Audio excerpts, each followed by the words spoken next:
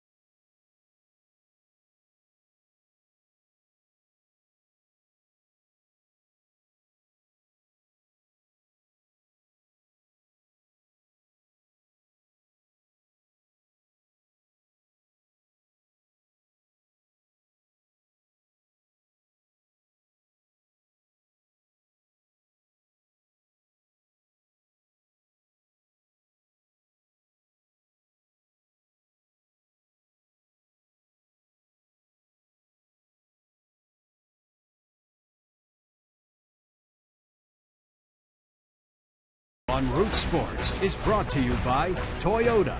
Now's the time to go places with Toyota. Visit buyatoyota.com for special offers. And by PNC for the achiever in you. Let's go Bucks. Here at PNC Park, a little bit drizzly earlier, but looks like it'll be rain-free the rest of the way as Charlie Morton takes the mound for the Bucks, making his 6th start since coming off the disabled list after undergoing Tommy John surgery. It's been a long road back for Charlie Morton, and seemingly getting better each and every time out. Let's take a look at the Mets lineup. Eric Young will lead things off, and it's Daniel Murphy and David Wright with Ike Davis hitting cleanup. Marlon Byrd leads the team with 15 homers, 49 RBIs for the veteran. Kirk Neuenhuis is in center field. Anthony Recker behind the plate. Omar Quintanilla at shortstop. Jeremy Hefner on the mound. Take a look at Charlie's numbers, brought to you by Chevrolet. As Greg said, you can see just making his 6th star of the season. Getting things underway, been pitching very well. And in fact, until his last start at the ERA down in the 2s, everything seems to be looking great as far as health-wise. The velocity, all that sort of thing, right back where it should be. And we'll take a look at the defense behind Charlie Morton. In the outfield, it's Andrew McCutchen. He's flanked by Starling Marte and Jose Tabata. Infield, critically important with Charlie Morton on the mound. Alvarez Barmes on the left side. Mercer again at second with Garrett Jones at first. And Russell Martin behind the plate. Jordy Mercer getting another start at second base with Neil Walker on the disabled list, but on the DL earlier in the week. We'll have the All-Star week off and hoping to get back that series against the Washington Nationals, which will follow the first road series in Cincinnati after the All-Star break. And Clint Barmes has been swinging the bat a little bit better, so it's the real reason you see Barmes at short and Mercer at second. In a way, it's like Barmes has replaced Walker. Yeah. In that rotation, kind of, or not the rotation, in the lineup, you kind of look at it in that way.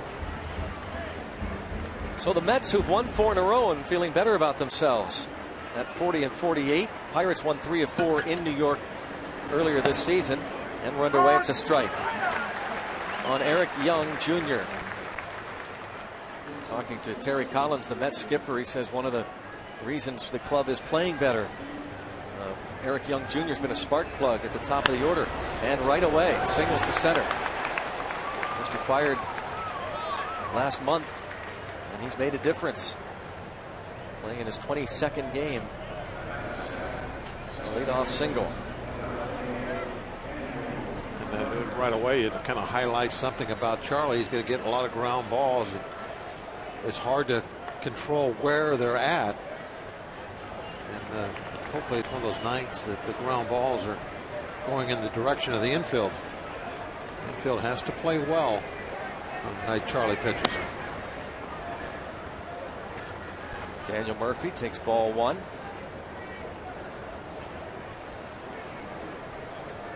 Six homers, 38 runs batted in. Since the beginning of last month, hitting just .225 is Daniel Murphy. To pay attention to Young, he has stolen 15 bases this season in 21 tries. Skipper Terry Collins has his club at 23 and 21 on the road this year.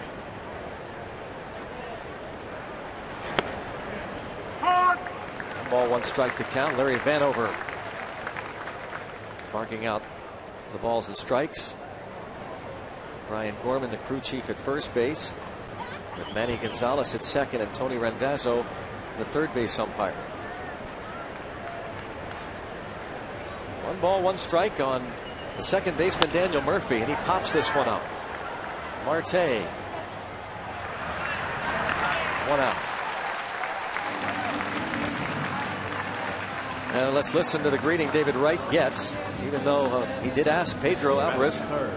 Third baseman, number 5, David Wright.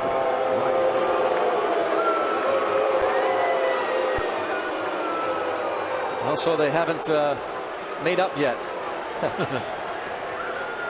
Well, I mean, they realize it's hard to take something back, you know. We'll leave it at that.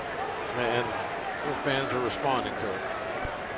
An 11-game hitting streak for David Wright, hitting .308 for the season.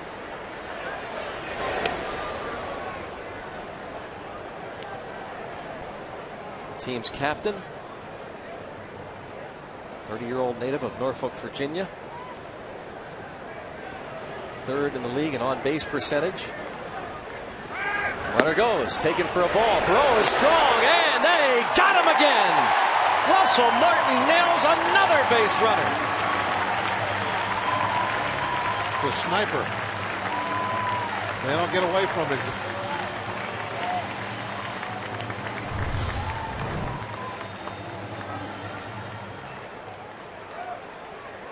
Quick tag.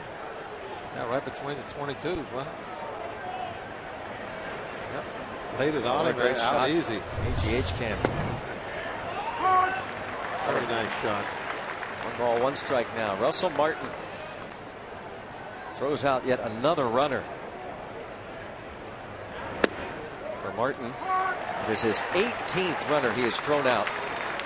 Matches him Nick Hundley for the league lead. Ball hit in the air to shallow center. Second baseman out. McCutchen in, and McCutchen will put it away. A leadoff hit, then the fly out, the caught stealing, another fly ball out, and the Pirates will come to bat.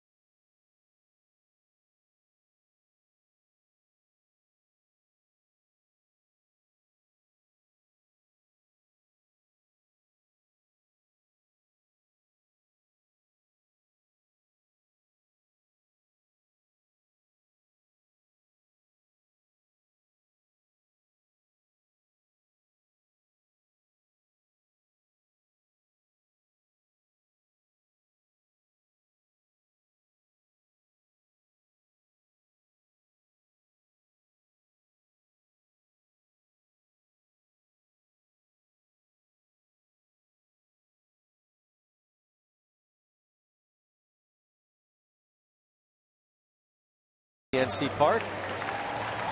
Lineup for the Bucks brought to you by Toyota. And Starling Marte ready to step in to lead things off. He's been doing a fine job over the last few weeks in that leadoff position. And Jose Tabata, the last 7 games, batting at a .423 clip. Andrew McCutchen hits third. Pedro Alvarez cleanup. Then it's Russell Martin and Garrett Jones. Jordy Mercer, Clint Barnes, Charlie Morton round out the starting 9 against Jeremy Hefner. Marte steps in. Batting average on the season approaching a .290 mark. Take a look at Hef's numbers on the year. That ERA at 3.39 could actually be much smaller than that. He has pitched extremely well ever since the first week of June. Best ERA in the league that run of weeks. First pitch up and in. Just got underneath the hands, thank goodness.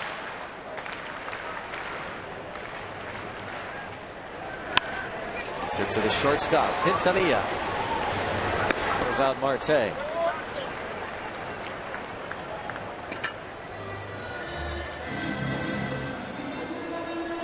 One down as folks continue to head over the Clemente Bridge for what should be capacity crowds each of the next 3. A lot of people trusting in the skipper, the Pirates, to lead this club toward a winning season. Jose Tabata hitting .306.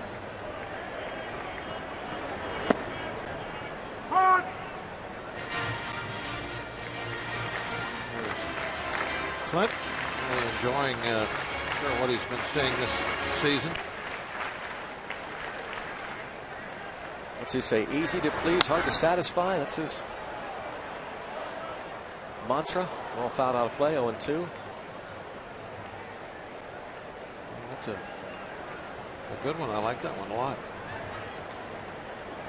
Don't ever be satisfied. Always get better, always improve.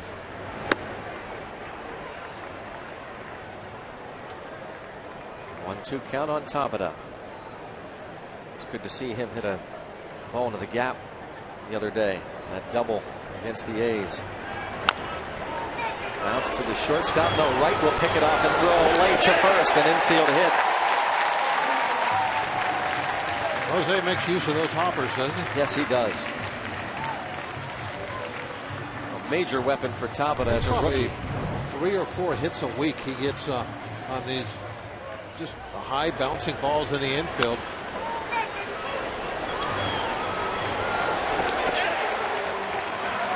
Not as many of those the last couple of seasons where he was obviously far from 100%, but as a rookie, 31 infield hits to lead the Pirates 3 years ago.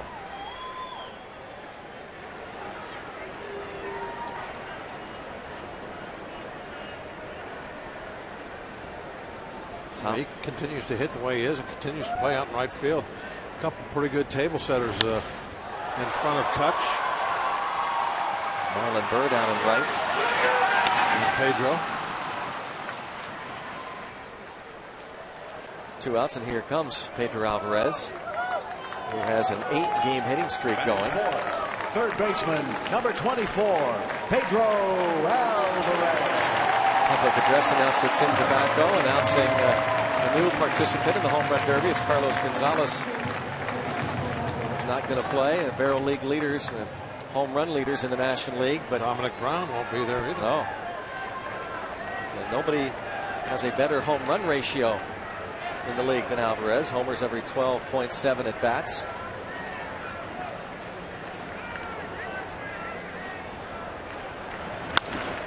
And to center. Moonheis nearing the wall, and it's gone! How do you like them big apples for the big bull?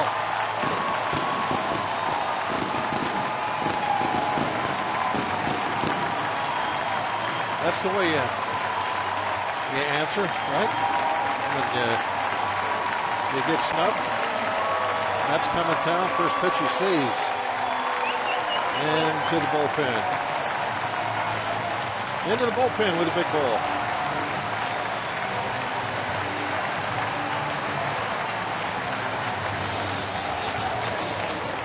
Well, again, showing that incredible power.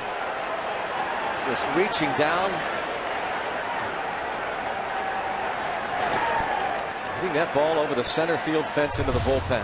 And just he has that power where it looks like he just kind of flicks the ball. Ball down right at the knees.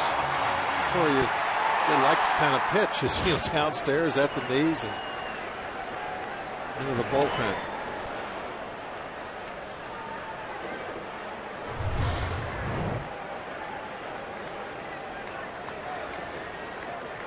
Velocity he can generate with the head of that bat. That's why not only does he hit home runs, but at times he hits those tape measure shots with a great bat speed. Martin shows bunt, 2-1. So 24 home runs now. One back of Carlos Gonzalez of the Rockies for the National League lead. Captain David Wright, who called Alvarez through proper channels yesterday. Once Carlos Gonzalez pulled himself from the home run derby. And again, it wasn't a solo shot home run. Tabata, getting on base regularly now. He set the table so that there was somebody out there for Pedro to knock in. There's Jose getting a drink. He continues to get on base, and that's his job, hitting in front of those guys. He's getting an extended look out in right field. And as you said the other day, Clint told him, "Hey, you're going to be out there. You got to go. You got to show us." Good start to the game. Hefner, who has now given up 15 home runs this season, strikes out Martin following the Pedro Alvarez dinger. 24 on the year for number 24, and it's 2-0 Bucks.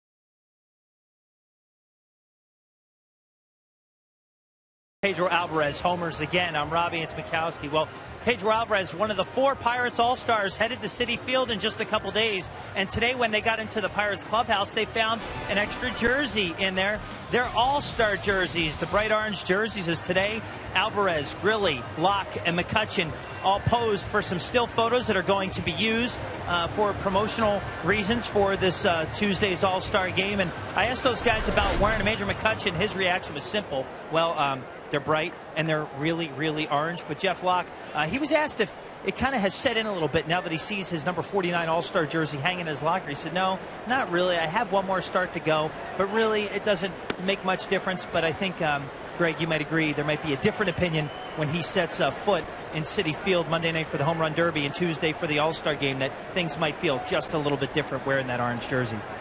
Well, I would think so, Robbie, and I know, Bob, you've been asked it a lot. Every time somebody goes to the All-Star game, we ask you what it is like, and you can speak to it better than anybody up here in the booth, certainly, as to what that is like. And when you're first told you're going to the All-Star game, do you feel a lot different once you get into that clubhouse and then onto that field for an All-Star game? Yeah, I think you do. Different feeling. It definitely is. I think it starts to set in, at least for myself, when we were on the road. We were in Los Angeles. When all of a sudden you leave the team is going and flying home, and you're not with them. You're going on a flight to the All-Star game. I mean, I had Oral Hershiser sitting, just right there across from me. I mean, that's when it started to sink in. Okay, this is it. I'm an All-Star, and that I think will probably happen a little bit with Locke. When he flies to New York on that short flight, he's going to do a lot of thinking about that. Wow, this is it. This is that's a great point. It is different. You're going away from the club, and he'll be on that flight with the 3 other All-Stars, which will be helpful, I'm sure. He's not going to be flying to New York on his own. A walk to Ike Davis to start the second. Yeah, Kutch will be able to show him the ropes. He's been there a couple times.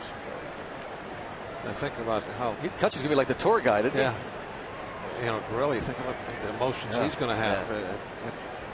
Being well into his 30s, making that trip. What if Grilli ends up, and already there's hot sellers, of course, in the Pirates clubhouse store. Unveiled today, the Mets colors with the National League. I believe that'll be the uniform that Pedro Alvarez wears in the Home Run Derby. I like the little stars inside the field of blue for the numbers. Remember the Pirates unis, or the National League unis are bright gold here when the All-Star game was played at PNC Park. What will it be like for Grilli if it's already emotional, and as you say, the flight, then when he arrives, imagine if he gets in a ball game. There's no scenario I can see where Jeff Locke appears in the game. Just the fact that he's there is going to be a great experience. But for a guy like Grilli, as you say, all that he has been through.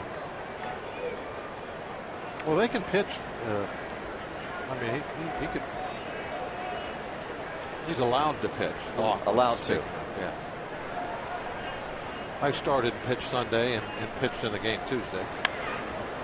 I just think things are so different in this day and age. I cannot imagine. And you're talking about in the Pirates, and the Pirates aren't unlike a lot of other clubs who.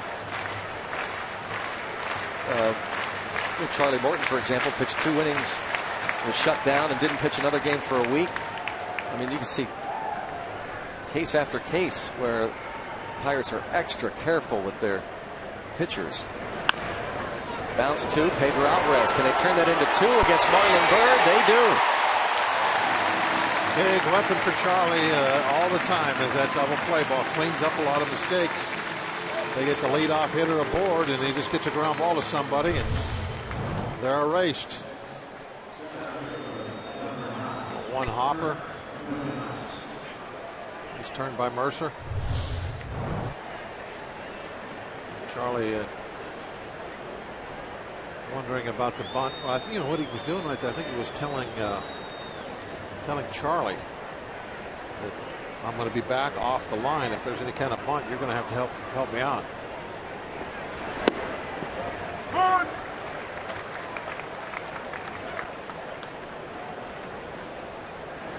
Nieuwenhuis hitting .213, couple of homers. That strike one down. Pedro really moved way back. In the shift position now. See where Pedro went. He's out of the picture as far as being a third baseman. But he wanted to make sure that Charlie knew where he was going to be playing and why. Tap toward Mercer. And on to first. Walk doesn't hurt. Charlie Morton gets the ground ball double play and a chopper to the right side. It's 2-0 Bucks.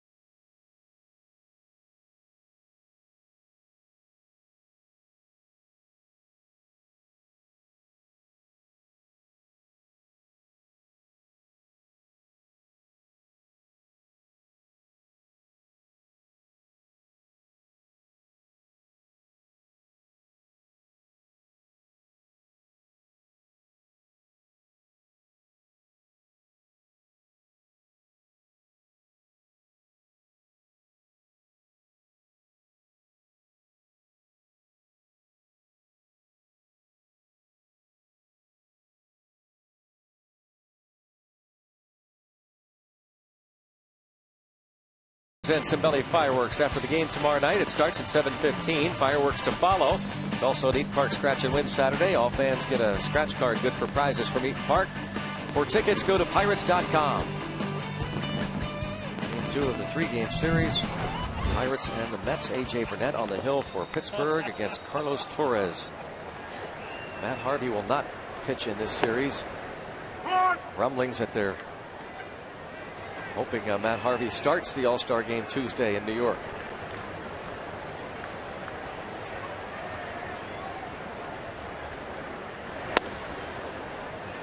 One and one on Garrett Jones. Terry Collins will be a part of the coaching staff for Bruce Bochy.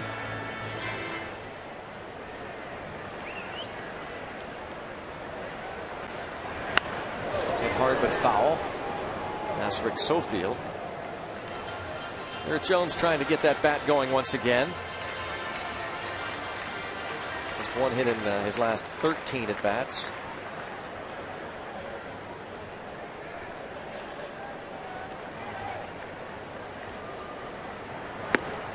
Chases Hefner. That's his second strikeout. One out, bottom of the second. Some tweets. Hashtag Bucks Booth. Pedro Alvarez is giving David Wright a preview of what he'll see at the Home Run Derby. 24 for 24. David Wright is wrong. Pedro with the home run. The first at bat, El Toro clutch. And again, hashtag Bucks Booth to pass along your tweets. Thanks to AT&T. Jordy Mercer at the plate. Mercer hitting .261. 3 straight games now at second base. His 12th start at that position this season.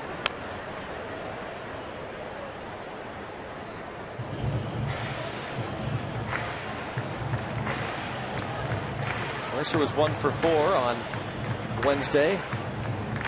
As the Bucks collected 12 hits in that 5-0 shutout. 13 shutouts for the Pirates pitching staff, the most in the majors, for the team that boasts the lowest ERA in the major leagues at 3.09.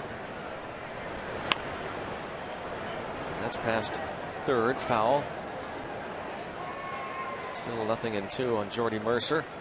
Now, Greg, you were talking about how pitching has changed as far in relation to the All-Star game, but how reluctant teams are to let you pitch if you start a game Sunday and that sort of thing. I was just thinking about and this, and I've seen this happen on teams I was on before, and on other teams that we were playing, is your starters would actually move, the starters that weren't going to pitch anymore until the All-Star break would move to the bullpen and pitch out of the bullpen the last couple of days. That's a great question. I'm going to ask. I mean, when's the last time we've seen that happen? But that used to happen, and a couple of times when I was in the bullpen, I actually got bumped out of my long man spot because a starter would come down and pitch in my spot and get out there, and that's, it's just another example of the way, the way pitchers are treated differently as far as how many innings they get, how many days rest they have to have in between, every time they throw a baseball. You don't see starting pitchers, going to the bullpen. Like, for instance, this weekend, you would have a couple of starters out there available that aren't going to pitch again before the break. Why do you think that is? Just routine? No, I think it's the way, like you were talking, it's the way pitching is, or the way teams treat their pitchers much differently and much more conservatively. Just another one of those examples.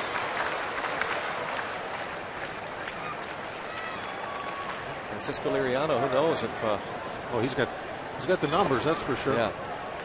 If a pitcher were not able to pitch on Tuesday night in terms of injuries, Liriano could be a guy that would replace one or more.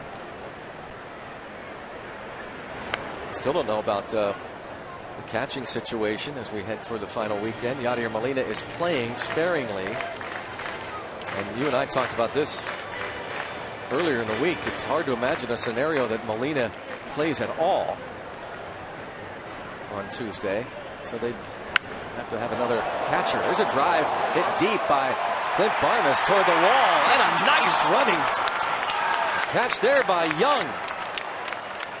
Eric Young Jr. going deep into left center field to rob Barmes of extra bases. Outstanding play by the left fielder, Eric Young Jr.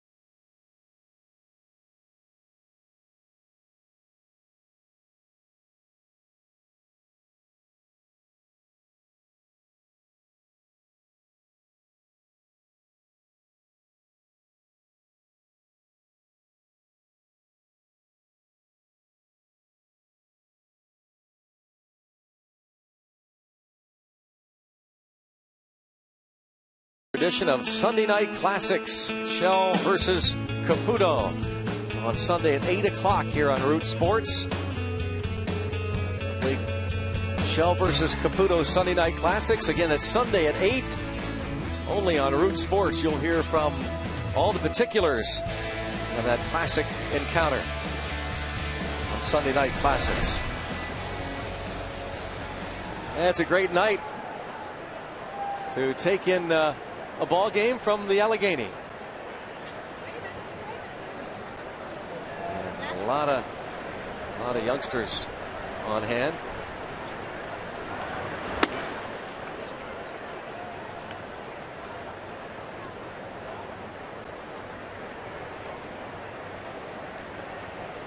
Anthony Recker is at the plate. And the catcher, Allentown, Pennsylvania native Anthony Recker, claimed off waivers from the Cubs last October.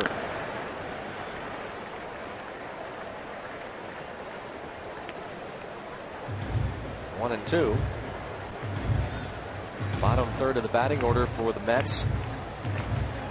Mets as a team, batting average is .235. That's the second lowest average in the league. Though they have scored 20 more runs than the Pirates. Pirates team batting average of .243. You have to tip your cap to that man. I think he has done just a tremendous job under crazy circumstances the last couple of years. And a swing and a miss for the strikeout.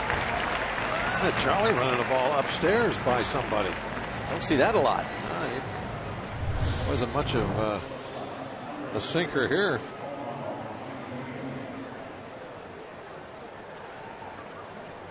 It looked like four-seamer to me. And a good one. Start number 6 for Charlie Morton this season in the big leagues. The other way for Quintanilla, and it is a foul ball, just foul. Boy, the third base coach, I'm not sure. We saw Tim Tuffle down there. Tim Tuffle arguing with Tony Randazzo briefly, it looks like. Tuffle had as good an angle, you would think, as Tony Randazzo. He's still arguing a little bit. Can't beat this angle. That's foul ball. Great angle. Great view of it. Good call. Yep. The proper call. That's solid work.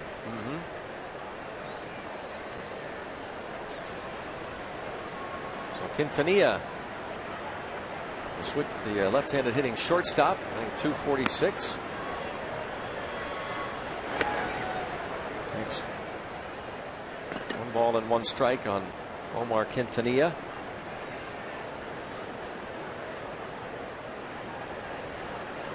Last 8 games, hitting just a .188.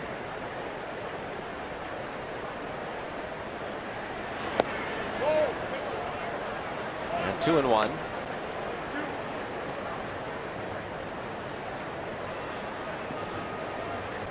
Jam-packed PNC Park. Got to be many seats left tonight. A lot of gold. Those T-shirts.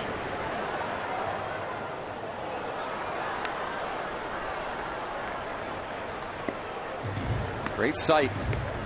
Should be a lot of fun this weekend. I mentioned A.J. Burnett tomorrow night against Carlos Torres, and then Sunday, Pirate All-Star Jeff Locke is scheduled to start against Dylan G. And 3-2.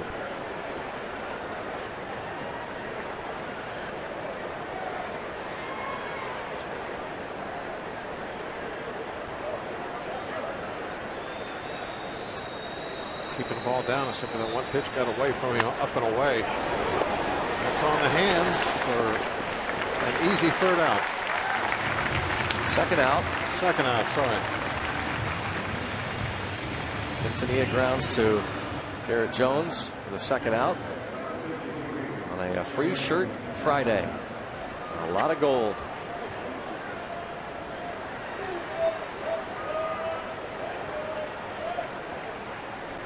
Pitcher Jeremy Hefner leads off. Hefner is 0 for 25 at the plate this season. So that was kind of the last out. What's that? So that was kind of the last out of the inning. Why? 0 for 25. I mean, the inning's over. Oh, yeah, you were right. Oh, don't get, there's no question. You were right on. No. You know, you were not wrong. I can't believe you weren't waiting for that. You were not wrong. How are you not waiting for that? That's routine, isn't it? Just ban the DH. You have no problems. Wow, that's a nice new sign. That is, man. That took some work. Well, the old sign fell into the crowd, remember? Hey, look, that's the last out. Well, that's the third out. We're going to take it to a break. Now we can break it.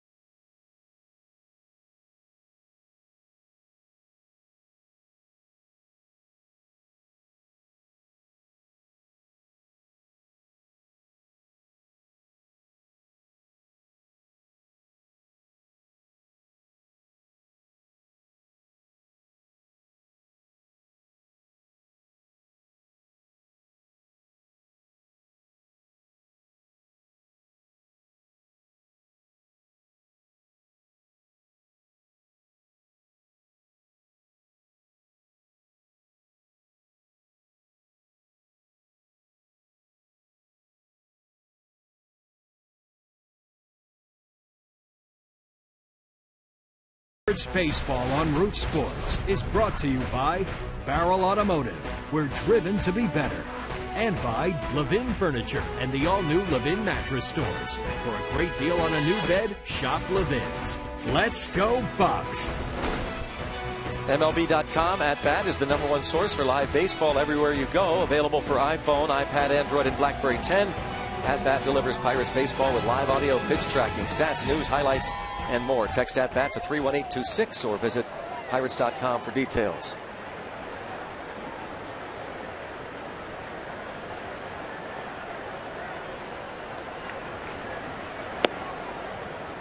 Charlie Morton at the plate. All right, Chuck, time to get ahead. Charlie's 0 for 5.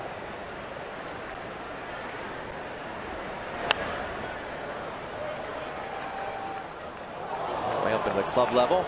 Don't like his chances now. 0-2. Hefner probably hook him here. He did. He hung with it.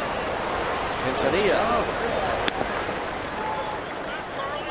You could see that break coming in, kind of a little bit like the view that Charlie had, except a little further back. You got more time to look at it, but he hung in there and able to put it in play, and that's the main thing. You're a starting pitcher, get the ball put in play, and you've done your job. Sometimes they'll find a hole.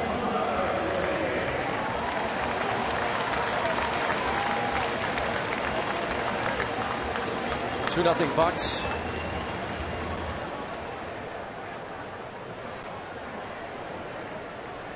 We've seen that.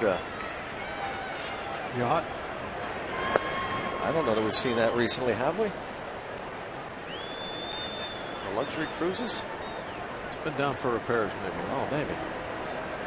It's a nice looking boat. It sure is. Bounce to third and off the glove of David Wright, but what a recovery! What a recovery by David Wright. Stayed with it.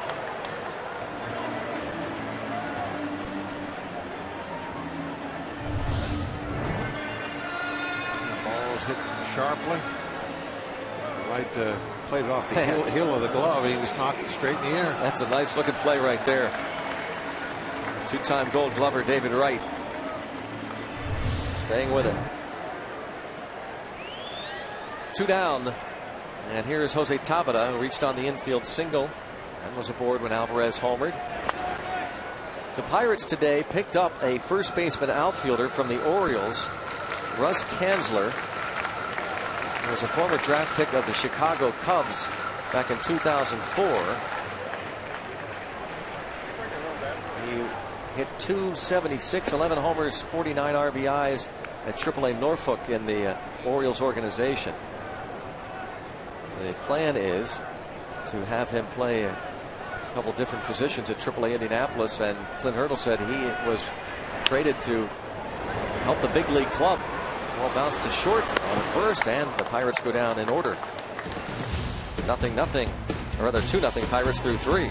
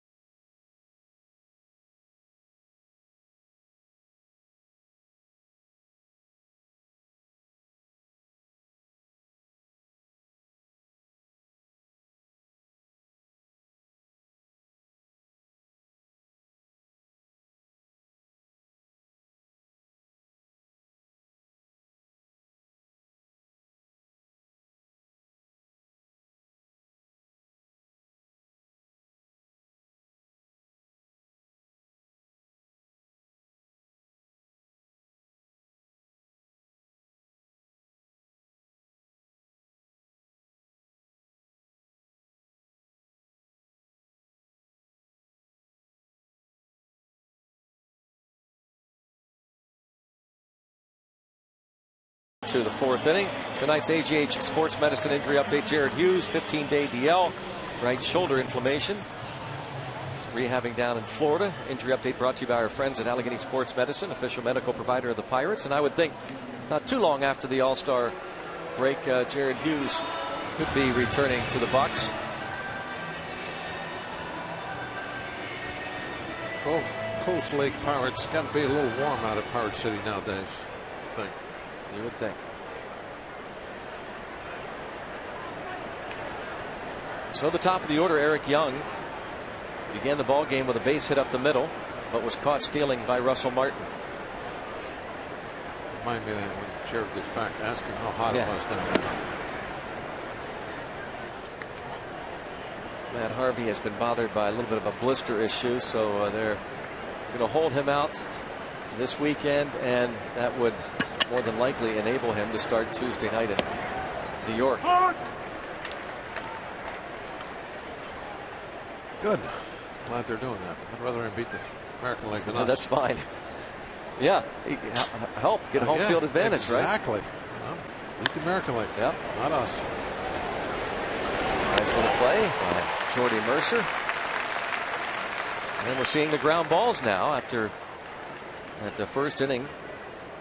A ground single by Young, 2 fly ball outs. And get ahead in the count. He's keep the ball down for the most part. He just looks like Charlie right now. That's when he's at his best, when he's ground chuck. And getting that first pitch strike over again to Daniel Murphy.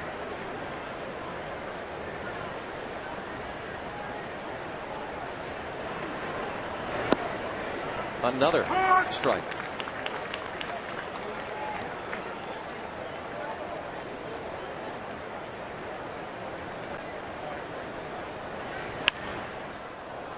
And to left.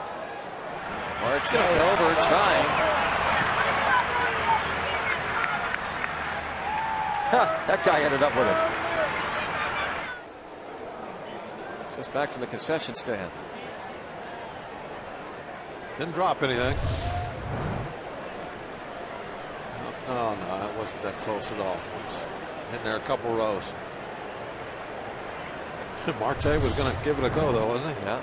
Had that foot in the padding.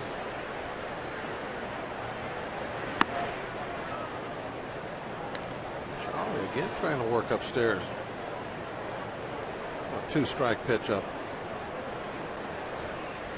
Working fast, throwing strikes, and changing speeds. A little breaking ball.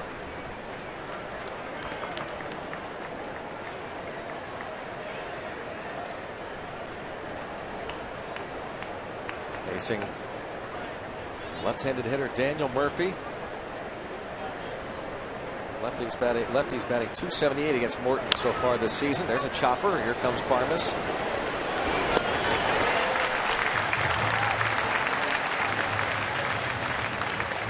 Another ground ball out. 2 up and 2 down for Charlie Morton. As David Wright steps to the plate to a chorus of boos from this sellout crowd.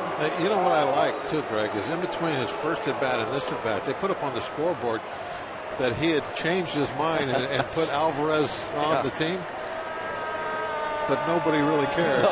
I like that.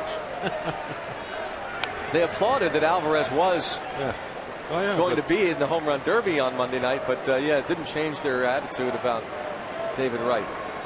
They're still thinking of his original decision. And a liner to left center field. Marte over. Wright headed to second base. Nobody at second base. Nobody was standing at second. Well, it's a double, basically uncontested.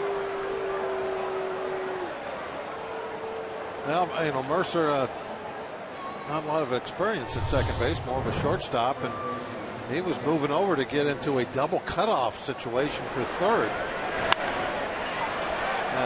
I'm going to have to disagree with his assessment, but there's no way in a million years that's ever going to be a triple. So why are they lining up for third? The question is, was it going to be a double?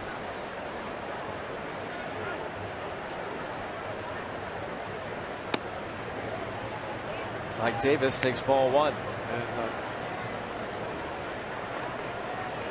you certainly don't need a double relay from left center field to third with Marte throwing the ball. You don't need any kind of a relay. He's going to throw it to third base from there. That's one they'll talk about, I'm sure. And if there would have been somebody at second, it might have been a contested double. Looked like it was a possibility.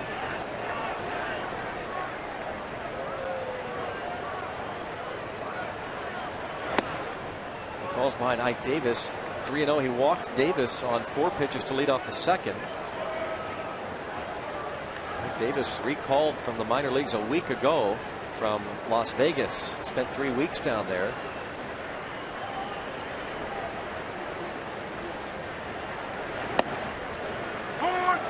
Three and 1.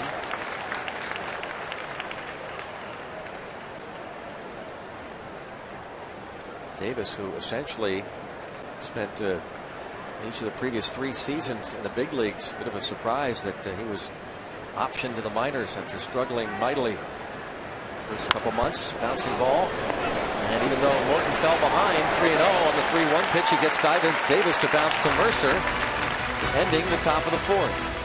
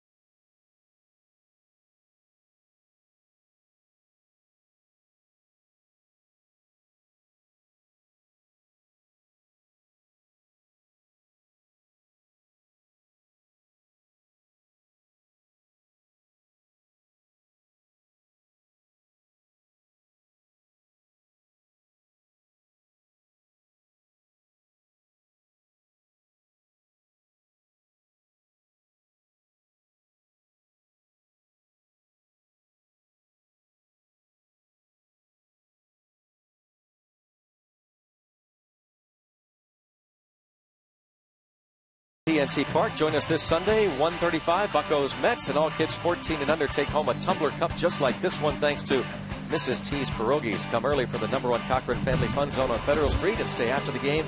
All youngsters can run the bases. For tickets, go to pirates.com. I could see myself signing that tumbler cup 20 years from now. Yep.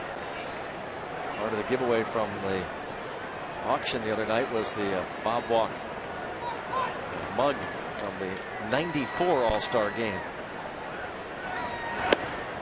Just had Sanghi up here to sign the bat. Yep. I think we have all the pieces collected now. Just need to get the winner up here to claim it. Yep. McCutchen flied to right his first time against Jeremy Hefner. Hefner has been pitching extremely well. Bob mentioned this at the top. Hefner really a close second behind Matt Harvey in terms of this starting staff. He picked up the win against the Brewers last time out. 7 innings, a run, 2 hits, struck out a career high tying 8, walked just 1. Since June the 4th, he leads the majors with a 1.64 ERA.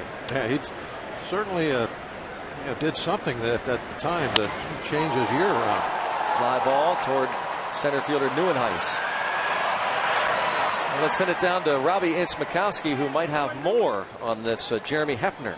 Yeah, you look at Hefner, Greg, you just mentioned his numbers since June 4th and how fantastic he's been. Well, leading into that, he was 0-5 with an ERA of 4.5 over his first 7 starts and struggling. And when he threw his bullpens between starts, the last couple pitches he would throw, he would mess around and kind of do a Luis Tiant style where he would kind of turn his back all the way around, kind of like how Johnny Cueto does a little bit. And his pitching coach, Dan Worthen, noticed that. He said, hey, that might be something you might want to try during a game. Maybe that'll help your delivery a little bit. Ever since then, he's been incorporating into his delivery, where right here you'll see he tries, not as pronounced as Tiant, but he tries to get at least one back pocket to reach third base to spin around. And that apparently has made a ton of difference mechanically in his turnaround to his season, Greg and Bob. Bob, what do you think? A little deception there? Yeah, it's kind of like what we see from Locke.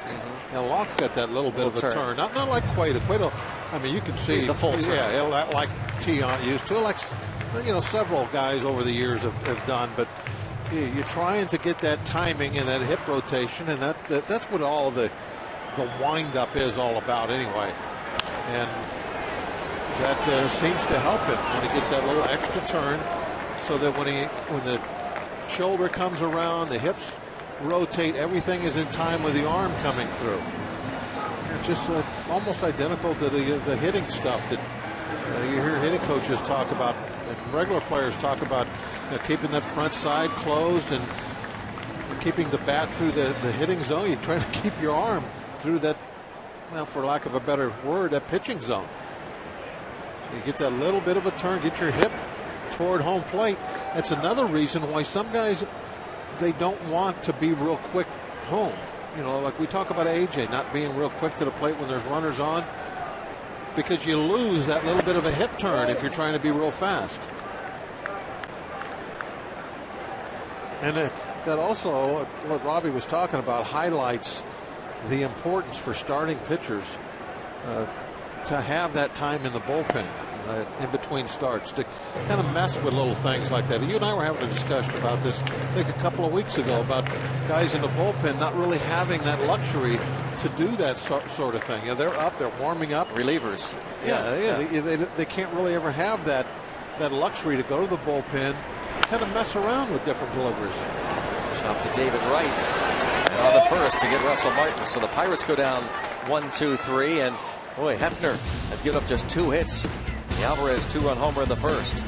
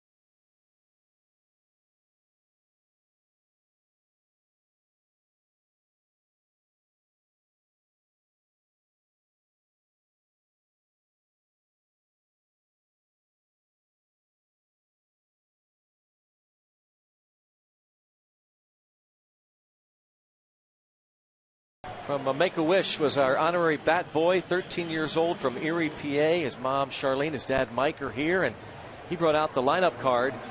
And you have to really credit Nick for putting this particular lineup together. He went to Clint Hurdle. He said, I'd like Alvarez to hit fourth tonight, Tabata to hit second, and here we are. Tabata hits the infield single, and Alvarez hits the home run. So, Nick, great job with that. That was an awesome lineup you put together, and Greg and I really want to thank you for that. It makes our job a lot easier when things go smoothly like that on the field. Pirate fans, Nick, want to thank you for having Alvarez hit cleanup.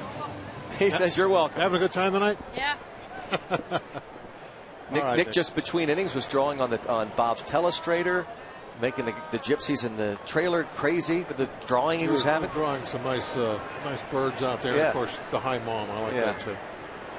So great to have Nick here as our guest. Boy, he's had a busy day.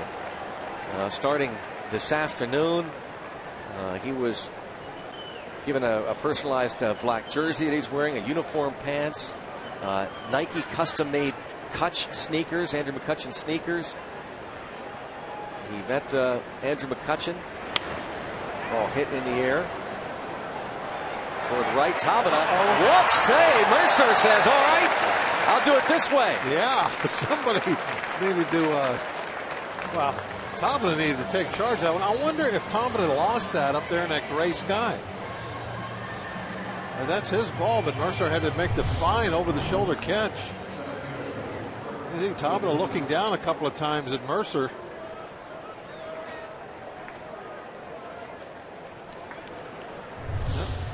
Great job by Jordy Mercer, and that is typical Mercer, isn't it? Just do the job. Yeah.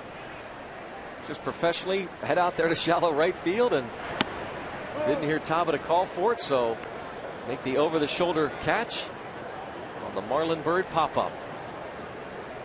Jordy Mercer, he is becoming quite a nice story for the 2013 Pirates. Kurt Neuenhuis. Been a lot of great stories on this team. And Mercer just one of them. I mean, it's just almost a storybook year right here for the Pirates. With all these guys coming through, coming of age, at the same time, putting in these good seasons. Pitching has just been outstanding. Morton coming back from his surgery now, and he's fit right back into their rotation as a major contributor. And Pedro, obviously, really the engine driving that offense right now.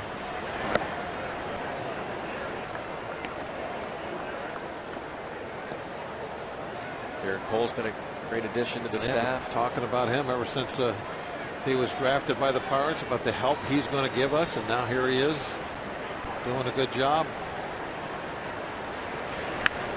In on him, popped it up, weakly to short. And let's check out the Head and Shoulders season of the whiff. These strikeouts, or let's make it singular. Well, it didn't start out too well. Got the fastball inside, but Charlie didn't care.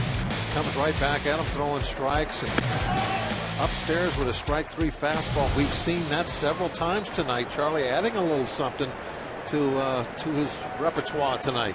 That was against this man, Anthony Recker, who hits this one the other way toward Tabata. Not going to get it. Up against the wall. Tabata gets to it nicely. He'll gun towards second, and whoa! Recker puts on the brakes as Tabata rifles one to Barmes.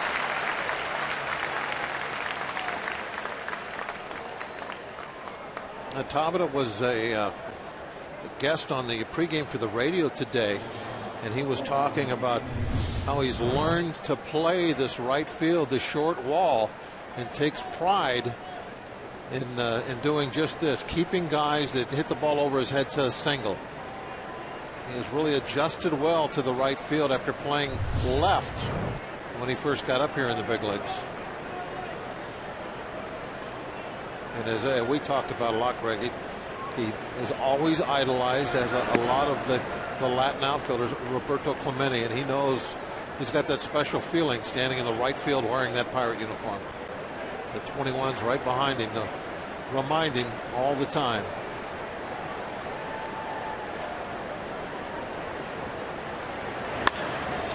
hard. Nice backhand play. There's Mercer again for the final out. I want to thank Nick Hederick. Great job, Nick. Make a wish. 2-0 Bucks.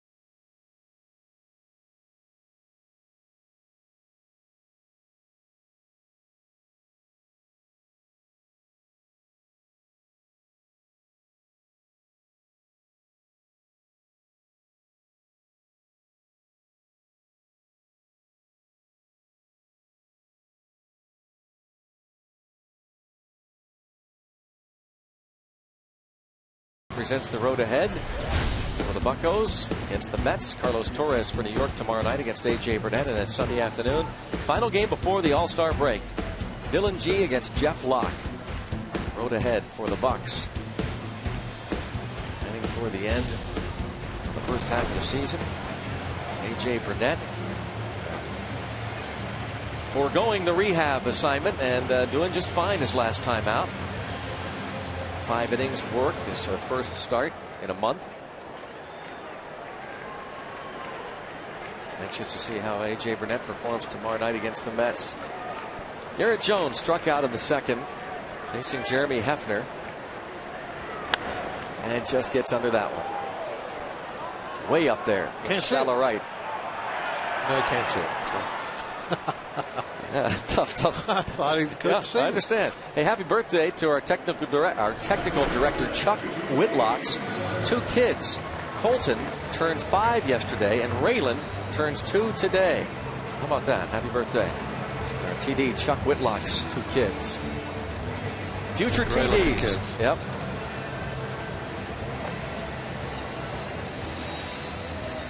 All-Star game Tuesday night.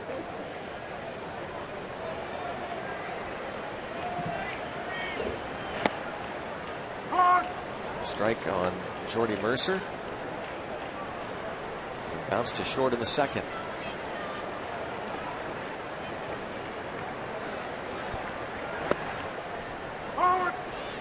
We're looking forward to this weekend, of course.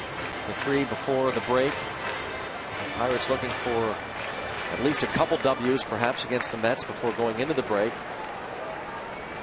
And it's hard not to look forward to the second half home schedule as a line drive caught by Ike Davis. Don't you wonder, Bob, what that series against the Cardinals will be like? That's the first home series after the break at the end of this month. A 5-game series starting Monday night, July 29th. There's a doubleheader on Tuesday afternoon, the 30th. Another night game on Wednesday, the 31st. And a night game on August the 1st. Oh, it'll be great, that's for sure. Go to Pirates.com and check out the remaining games on the home schedule. Those Cardinals, by the way, eked out a win against the Cubs. Cubs won last night's game, but the Cardinals win this afternoon. And so Pirates will need a W to stay just a game back of the Redbirds in the Central. One thing that I don't want to hear about this year, though, is the schedule being favorable. No. Nothing. I don't want to hear that. Exactly right. No more. Every series is against a tough opponent, as we found out in Chicago. Yep, and as the Cardinals found out. Cardinals, again, lost last night to the Cubs. Didn't they lose a series to Houston, too, didn't they? I think it was Houston. I think they did. Yeah.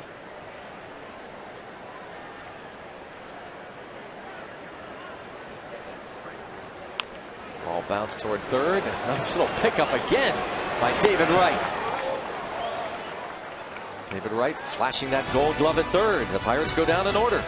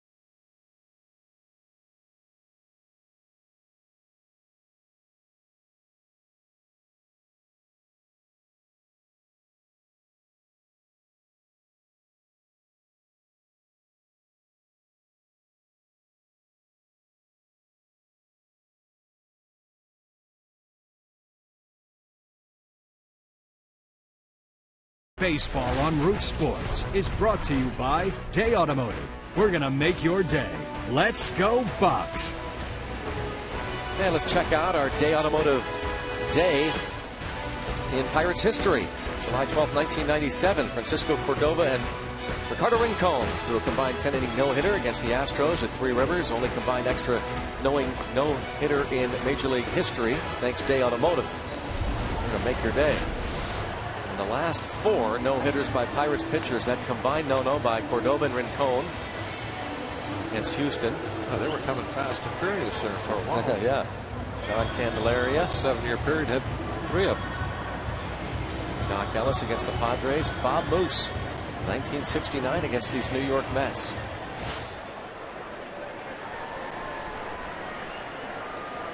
We had Manny Sanguine up in the booth recently to sign that bat. He was the battery mate that day against the Mets as Jeremy Hefner grounds out right away.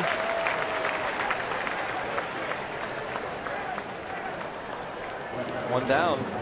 Charlie Morton has had to be sharp tonight because Hefner, giving up just the 2-run homer, has retired 13 straight. Morton has allowed only 3 hits. One of them to Eric Young Jr. to start the game. Sea Rage is happy. Sea Rage.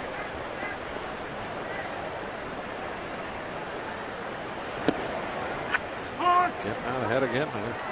Strike.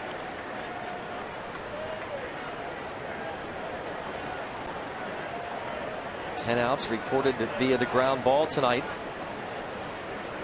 for Charlie Morton. And another strike.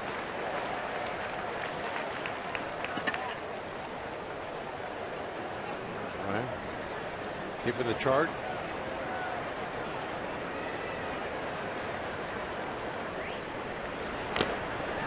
Just got a piece of it. As Neil Huntington reminded us earlier this spring, that if the Pirates got to Charlie Morton from 2011, the majority of that season, what an addition he would be to this rotation. And he does appear to be getting better each and every start. and maybe gaining even more confidence. He has said to a degree he feels like he's still kind of in the rehab mode. Just 13 months removed from that Tommy John ligament replacement surgery.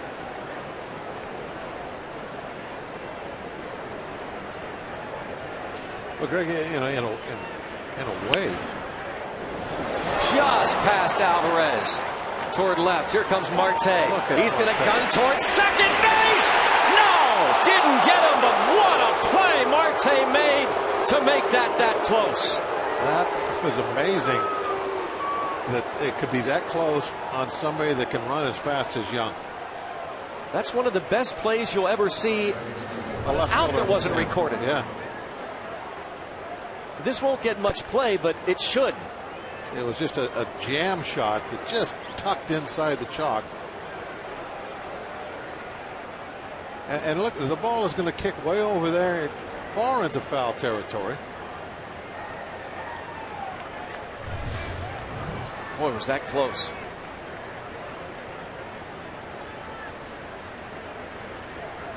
Daniel Murphy.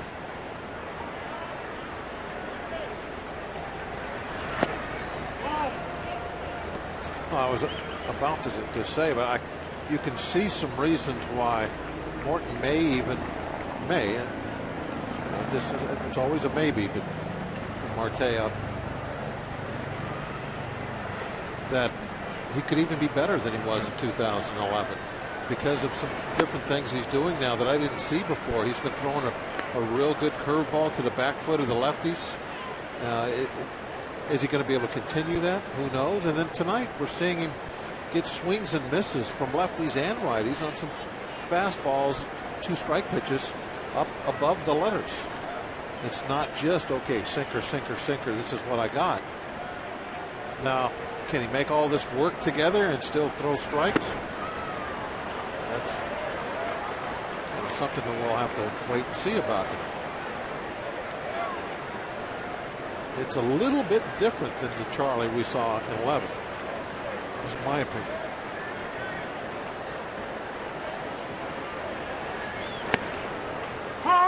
Strike 3-1. Murphy taking all the way. A 1-out double for Eric Young on a very close play. And you wonder, had the second base umpire Manny Gonzalez called out Young, would Young have even argued? Just a spectacular play by Starling Marte. Now it's 3-2. Take a look how close it was. Nice super slow-mo. The AGH cam. Tag on him. He popped up off the base.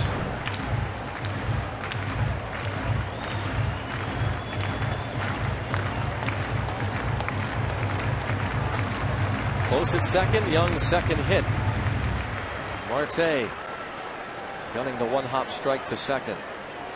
Murphy was ahead of the count 3-0. Now it's 3-2.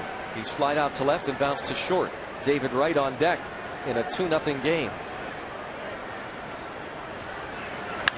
Grounded right side. Mercer. What a play on the first. Jordy Mercer does it again.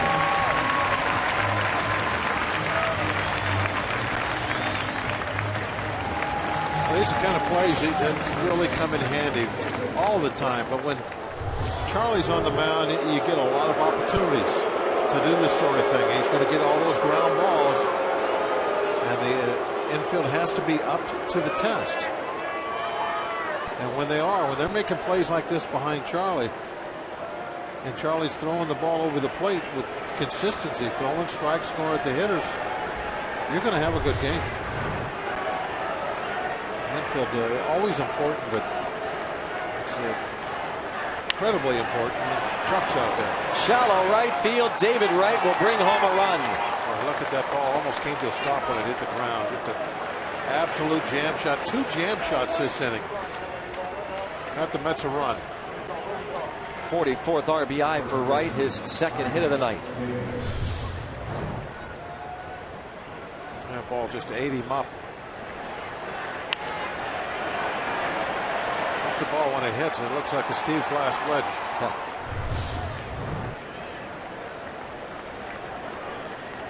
So they have scored, and It's now a 1-run game. Batter Ike Davis. Let him run. He signed Peak.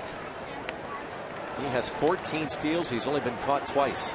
See his eyes? Yeah. He's looking to run on a breaking ball. He wants to look in and see if he can see the 2. See if he peeks again. Nope, not that time. Tapper foul.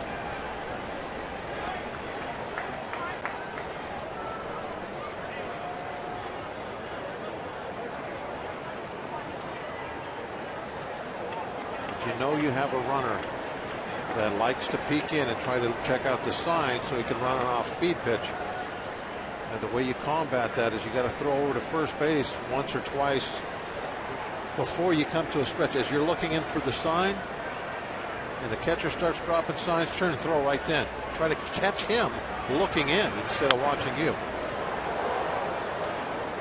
All you need is just a blink of an eye, just half of a second at most, and you're going to pick him off. You can catch him looking in at the catcher. See, peeking, look, he's looking for the signs. Now's when you got to throw.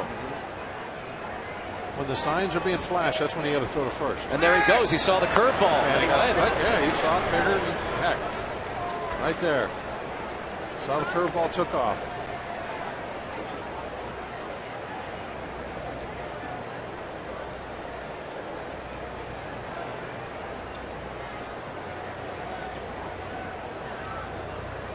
Right breaking. Mike Davis fouled it off.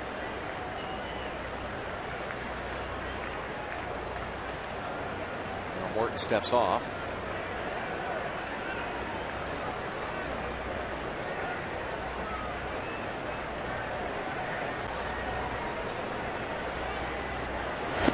Struck him out to end the top of the 6th inning. It's now a 1-run ball game.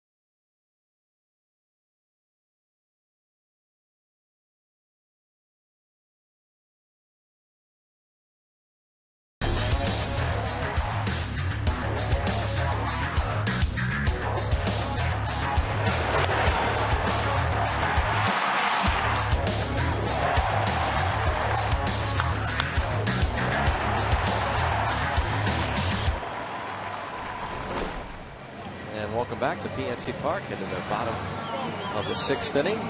Pirates leading 2-1 now as David Wright singled home Eric Young, and meanwhile Jeremy Hefner has set down 13 straight since the Alvarez first inning homer. Well, the Pirates have only got a couple of hits.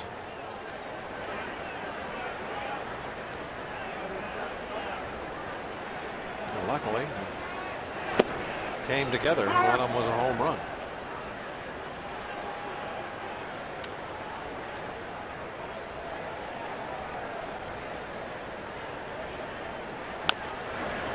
Bounce to David Wright. He's been all over the place.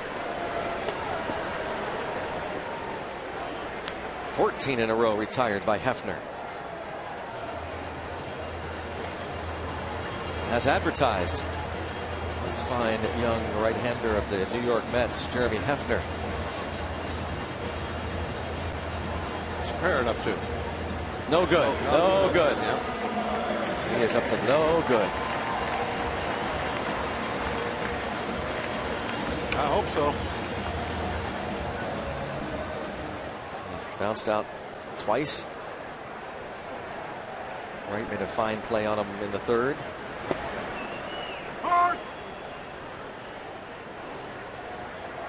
Yeah, that's your strike one curveball. Big breaker, not much on it. You throw it right down the middle. Not many guys are wanting to hit the curveball first pitch.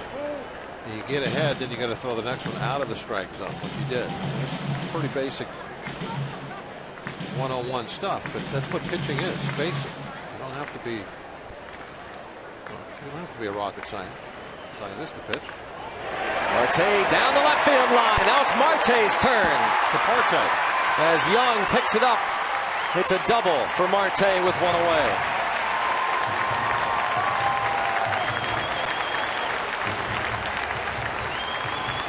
First breaking ball for a strike, then tried to throw one down so he could chase it. Then came back with another one, I believe. Yeah. 3 in a row.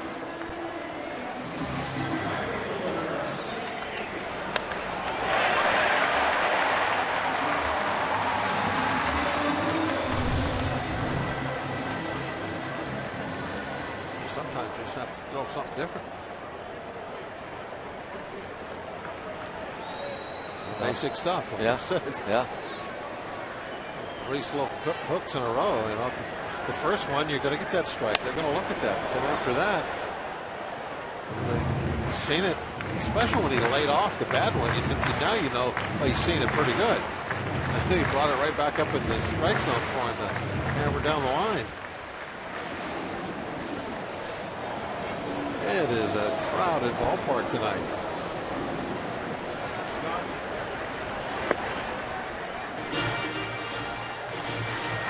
Here tonight's stolen base leaders brought to you by Red 2. That'd be a great time right now to get the third one. Just 4 back of Everett Cabrera, the Padres, for the league lead.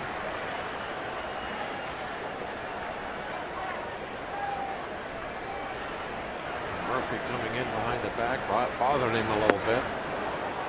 Making sure he can't get a good jump. Talbot chasing that curveball.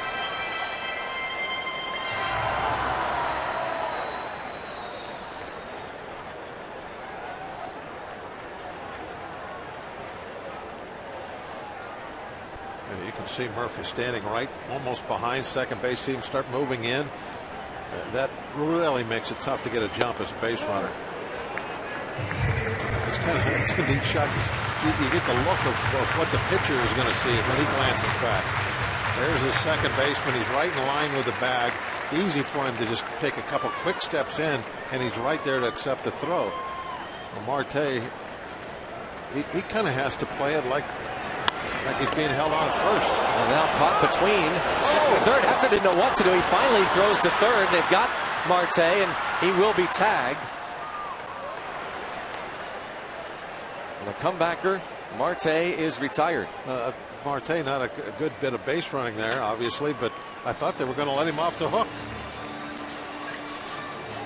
Now you want to move up on a ball hit to your left, but you do have to make sure it gets by the pitcher, and he didn't wait for that. It was almost like Hefner looked but didn't see.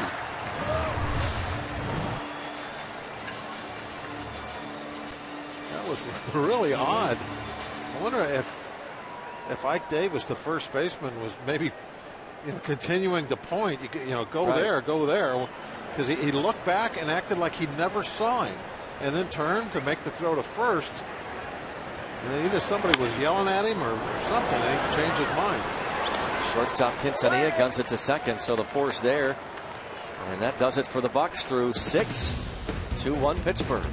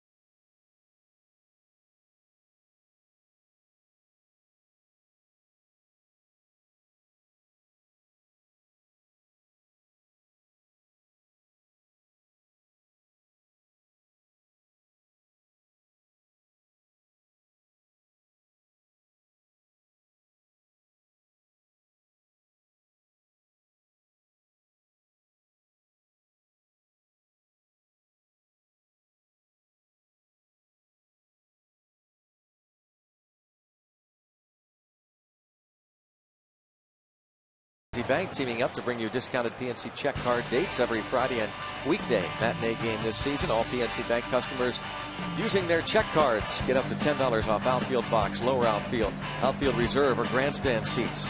Purchase tickets at the PNC Park ticket windows or go to pirates.com/PNC check card. Marlon Byrd leads off. He is 0 for 2. 7th inning, 2-1.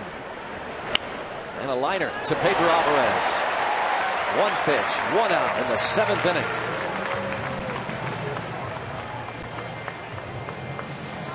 Now Charlie Morton making his 6th start of the season. Has done outstanding work. David Wright, a couple of hits, including an RBI single in the 6th inning. Pedro Alvarez, 24th home run of the season. Came in the first, gave the Pirates a 2-0 lead. Starling Marte is 1 for 3. The Pirates have been out hit 5-3, but lead 2-1. Along with Bob Walk, Robbie and Smikowski, I'm Greg Brown, along with Dash. Greg Simkovich, stage manager. And the entire Gypsy crew in the trailer.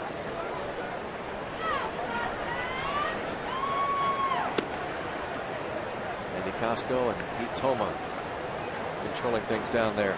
2-0 on Neuenhuis. He's bounced out and popped up. And a fly ball hit deep. Top of the back. Toward the wall. And it's a tie game on a 2-0 pitch. Kirk Neuenhuis. Home run number 3. It's 2-all in the 7th.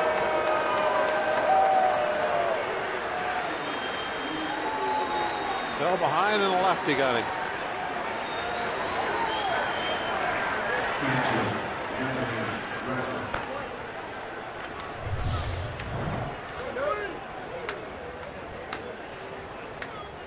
Morton's reaction, you can tell. But they were trying to go inside. Got it in there and he turned on it. Now it's a new ball game. There's Anthony Recker.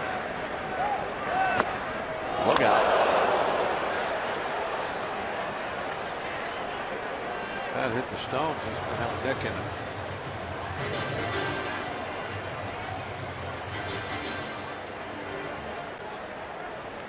Ricker's decided that it's broke.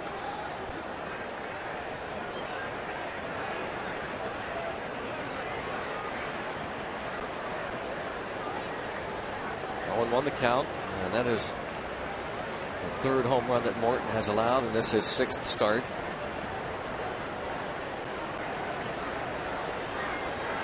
Anthony Recker singled to right field in the 5th and struck out his first AB against Morton.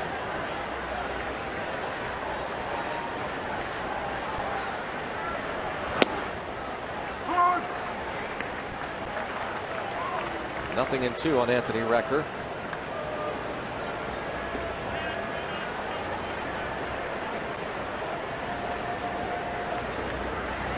Bullpen action for both the Pirates and the Mets. There's a strike 3 called on Recker. 3rd punch out for Charlie Morton. Drops his curveball in there. Just perfect. Outside half of the plate, right above the knees. Tony Watson for the Pirates. Scott Rice, lefty for the Mets.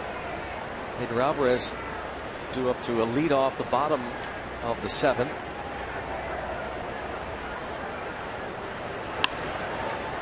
Popped up and out of play.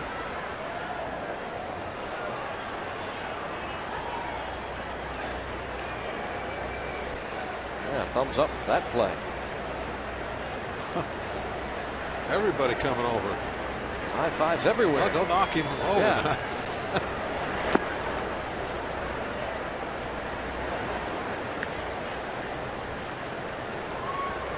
Kind of happy. You ever see anybody that happy? Oh, look at him. Oh, man.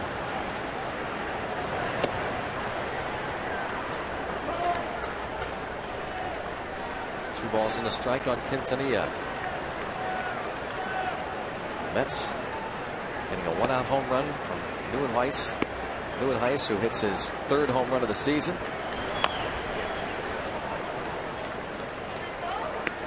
2-2 on Omar Quintanilla.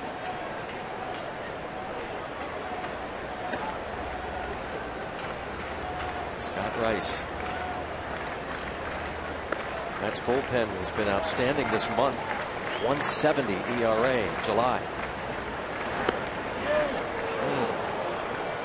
3-2. Charlie had tried to backdoor this breaking ball. Targets on the outside corner, and that's where he's trying to bring it over. The pitcher is on deck, Hefner.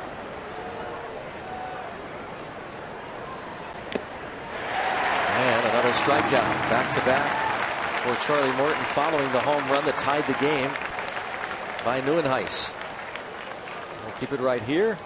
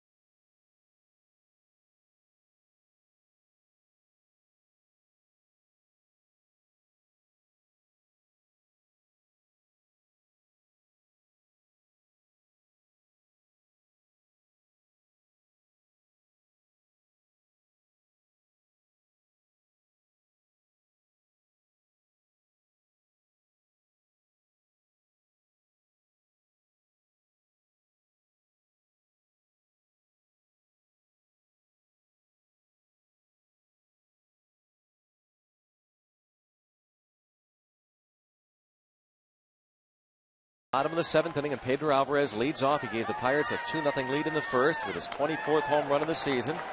He now has a 9-game hitting streak going. Hefner facing the 4, 5, 6 men. He retired 14 in a row before a Marte double. And there's a fly ball hit the other way to Young.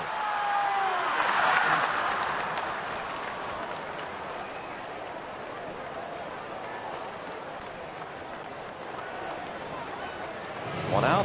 Need to bunch some hits together, Greg. Hefner has really started to figure this thing out. This former 10th round pick of the Padres 6 years ago. A couple years ago, the Pirates claimed him off waivers from the Padres. They had him on their 40-man roster for less than a month, and then they traded for Jamaico Navarro. The Royals had to make room, so they took off Hefner, and the Mets claimed him. December 12, 2011. He made 26 appearances, 13 starts last year, had a 5.09 ERA. A product of Oral Roberts University. Dan Worthen, the pitching coach, working with Hefner. Heard Robbie and Smikowski talking about some of the tweaking they've done with the Hefner windup.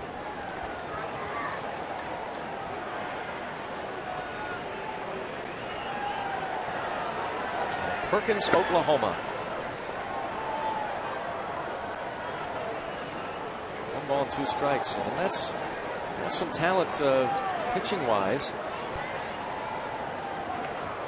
Upper levels of the minors. It might not be too long before they are back in the thick of things, competing.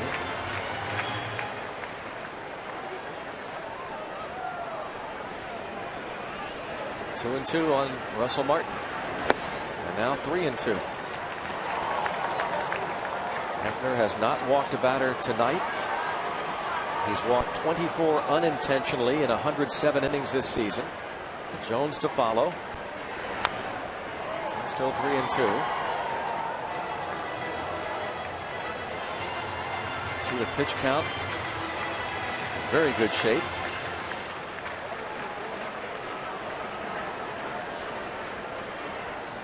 One of the goals I have, Greg, is to go through a whole game without saying pitch count. Yeah.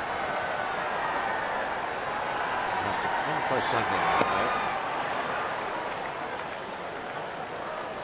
Strikeout number 3.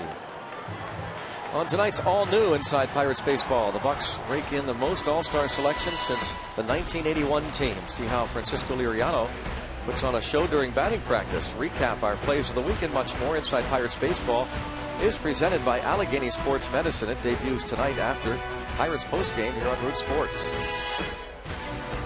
There is Francisco Liriano. He likes this National League stuff. Yes, he does. 4 hits, 7 innings of shutout ball, combining with Justin Wilson and Jeanmar Gomez to blank the A's on Wednesday. Now, Clint Hurdle said they're likely to rearrange the order of the rotation following the All-Star break. And there's a high fly ball. Again, Jones gets under it. He just missed 2 home runs tonight. Pirates down in order. Through 7, it's still 2-2.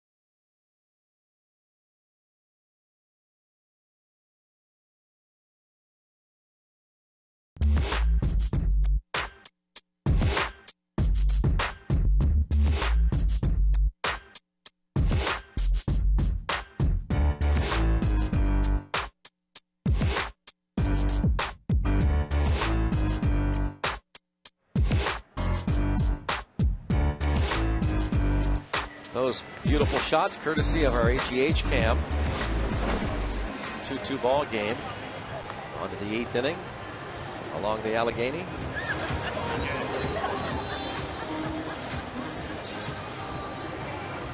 Antique.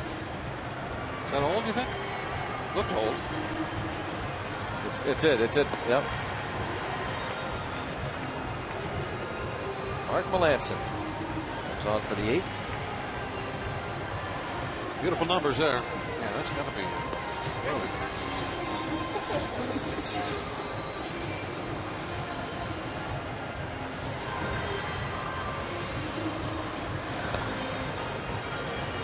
Melancon, after Morton went 7 innings, gave up a couple of runs on 6 hits.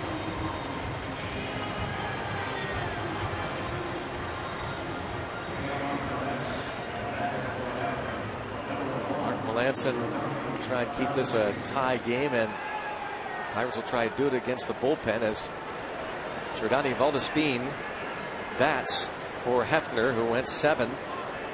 Gave up the 2-run homer to Pedro Alvarez, one of just 3 hits.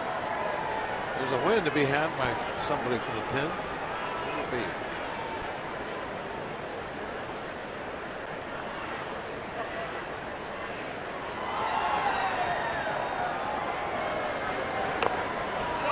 Foul. Was he out of the box? Pirates are barking. Home plate umpire Larry Vanover. Russell Martin pointing. Here comes Clint Hurdle. Well, the guy with the best view is probably the third base umpire. He's looking right down that third base line, and he can see if this ball hit him out in front of the plate, which it definitely did. I mean, don't need much of a replay to see that. That was definitely way out in front.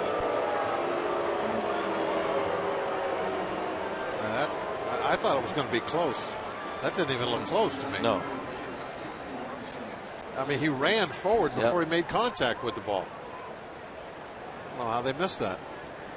I'm surprised that at the very least Clint Hurdle wasn't able to convince Vanover to get some help. So it's 1 ball, 1 strike on Valdespin. When he made contact with the ball, his front foot was already beyond the front line of the batter's box. It was that far out into fair territory. When the ball hit the bat, and he was even further than that when the ball hit his body.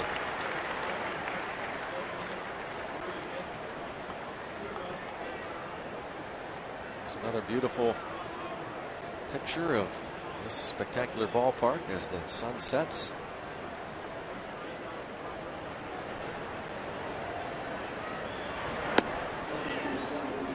Two and 2 on Valdespin.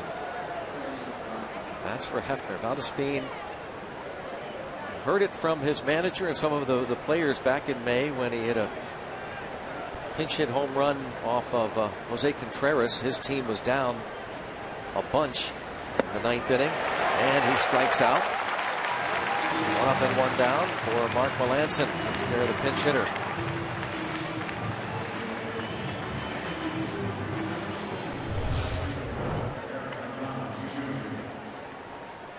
Cut ball down and in.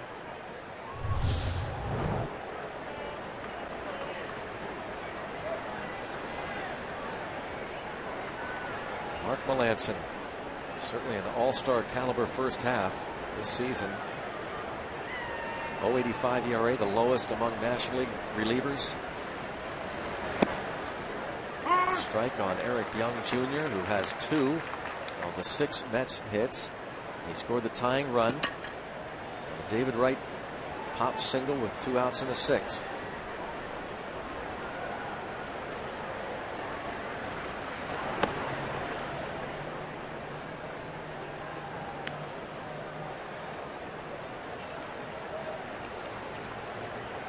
One ball, 1 strike.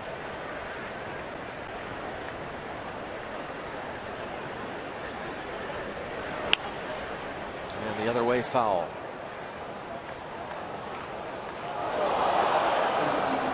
Oh, somebody topples over. Not long. Not long. Look at that. He gave it to a Mets fan. That was a youngster.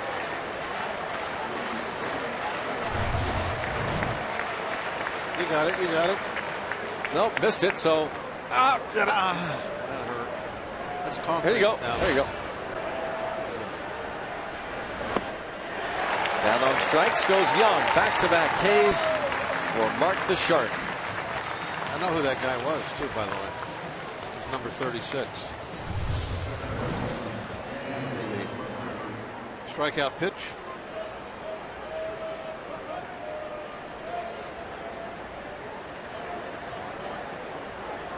Curveball.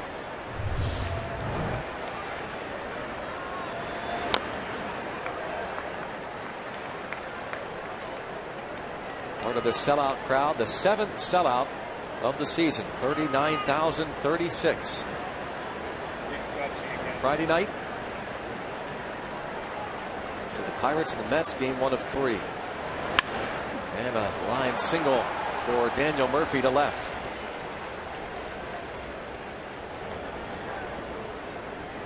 And it will bring up David Wright.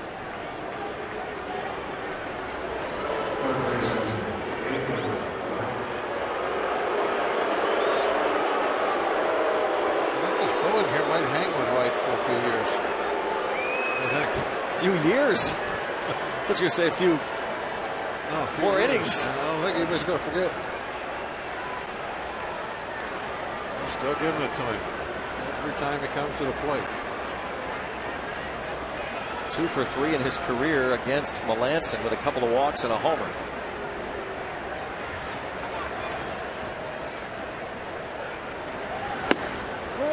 Ball 1.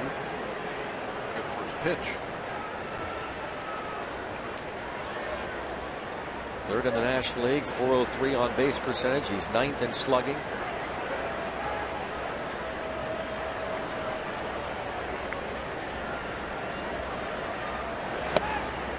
Now has a 12-game hitting streak. 2 more hits tonight for Wright.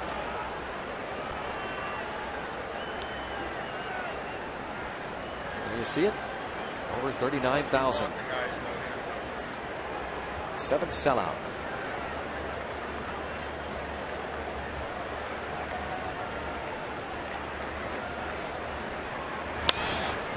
Right to right field. Tabata coming in. And makes the catch and then slides. And holds onto the ball after making the catch. Well, we've seen some outfielders drop some balls going into that feet first slide recently, but Tabata able to hang on. The catch.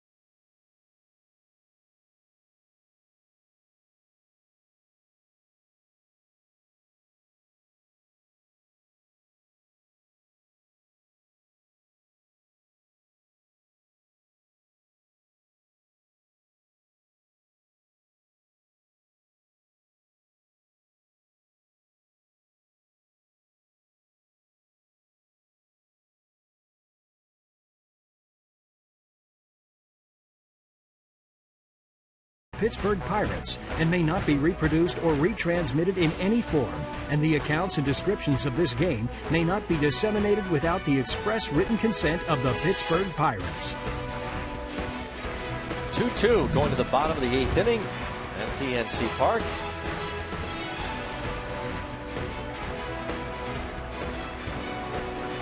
So many. It's like a Sunday. Kids. Yeah. Kids everywhere tonight. Kids of all ages. Yep. Here's the ballpark, everybody's a kid. We'll see their Buccos win a ball game late. Going to the bottom of the 8th inning, and veteran David Aardsma is now on the mound. He was with the Marlins organization earlier this season. Score now. Give Gurley a save up. That'd be great. I'd rather Gurley get a save than win. Yeah. So it's Mercer, Barmes, and then a pinch hitter against Aardsma. Unscored upon in 11 of 15 appearances. Signed on May the 20th. He was with the Marlins AAA affiliate in New Orleans and released in the middle of May.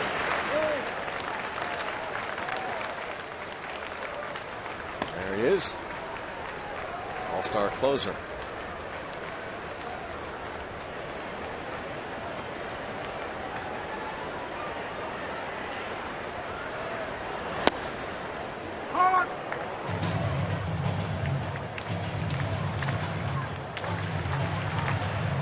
Mercer last time up lined out to first baseman Ike Davis. Bounced to shortstop his first at bat.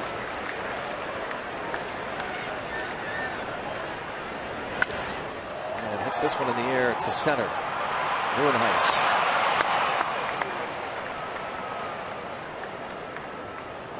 First out in the bottom of the 8th. Need hits, need to bunch hits. Rely on the home run all the time. The last game we played, able to get a lot of hits together, same inning. Hit runners in scoring position. That's the key. Of course, if somebody hits one out of here, I'm not going to complain. But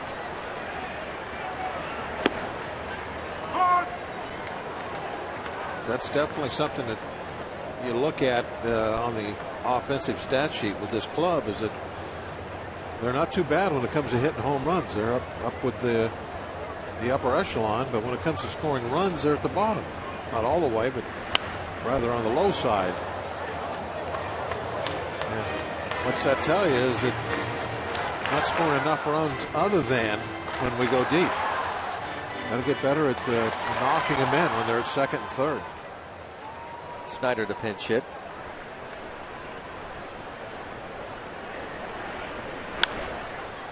Pop up toward right.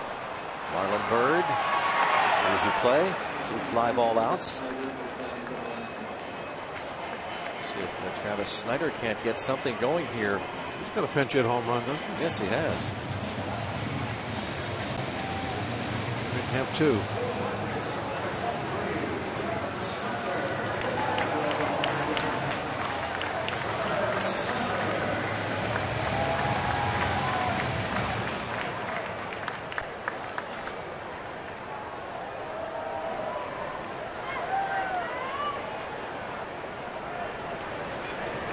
Grand slam for Travis Snyder back May the 12th against the Cubs. Aardsma, a former Cubs pitcher. That's what you want to be thinking right now if you're Snyder and you get the count in your favor. Say 3-1, something in those lines where you can take a chance. Think home run. Think about that Clemente wall. Go out there and take a big swing, try to put it over. And the reason I say that is there's 2 outs. It's getting kind of late now to bunch hits.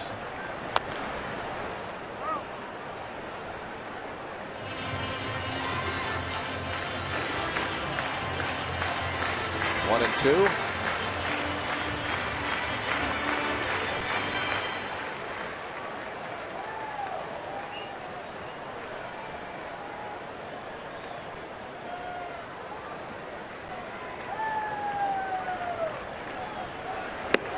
Aardsma strikes out the pinch hitter Snyder, and the Bucks go down again 1-2-3, and it's on to the 9th, and Jason Grilli will come on and try and keep it tied.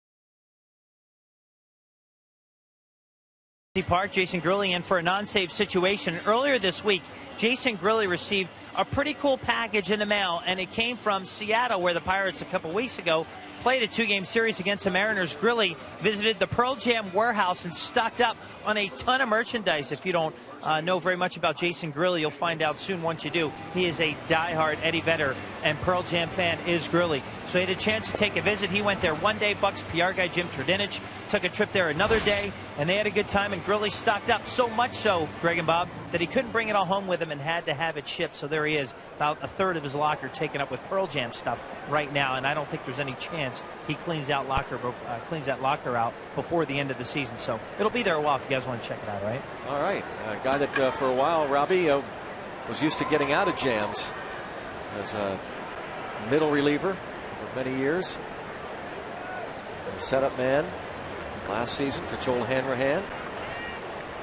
As Ike Davis leads off and takes ball one. Davis has walked, grounded out, and struck out.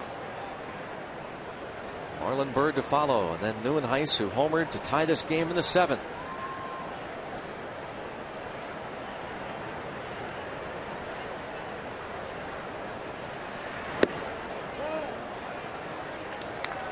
Falls behind 2-0.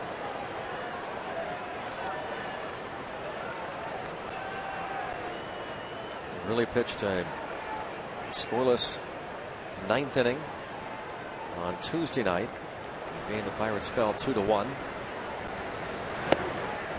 A strike on Ike Davis.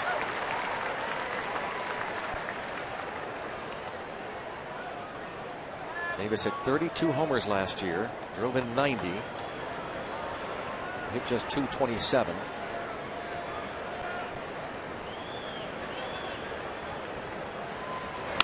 And bounced back up the middle, and the shortstop Barnes retires Ike Davis. Pretty good defensive positioning on the Pirates' part, putting Barnes right up the middle, so he had plenty of time to range to that side of the bat. That first out, he was easily able to eat that one up.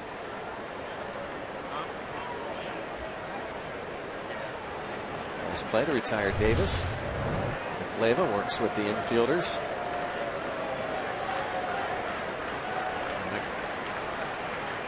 Nice to go over all those spray charts before the game. Make sure he knows and everybody else knows where they're supposed to be, depending on who's up. Marte there to retire Byrd.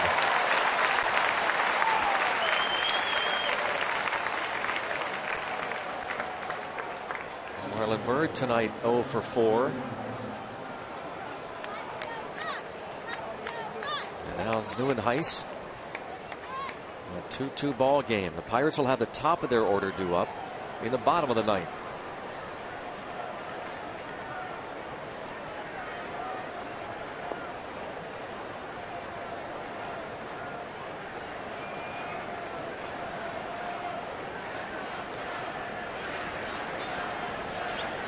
Nieuwenhuis thinking bunt. Strike one.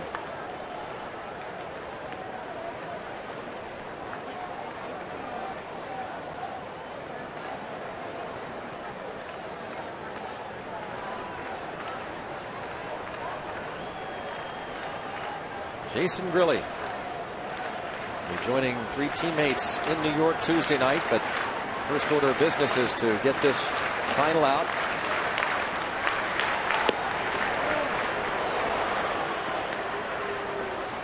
Ball and a strike on Nieuwenhuis.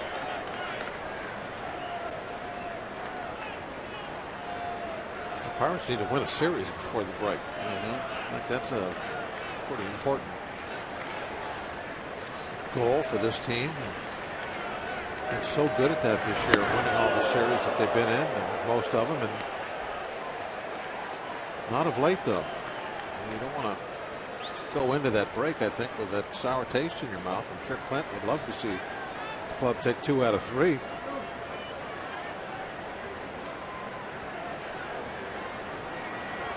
They lost 2 out of 3 to the Phillies, the Cubs, and then the Oakland A's.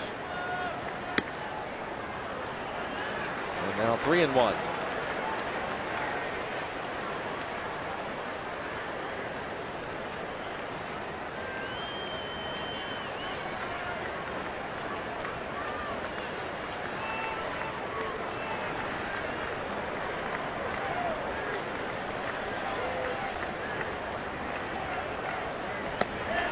Walks Nieuwenhuis.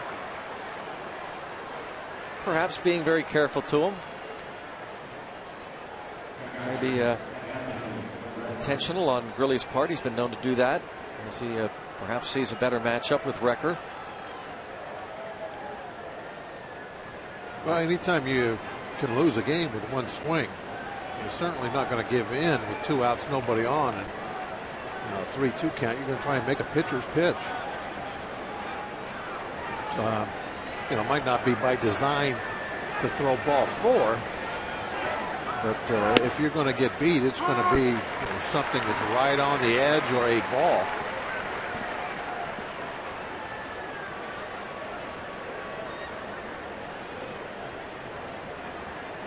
There's no room for error right now.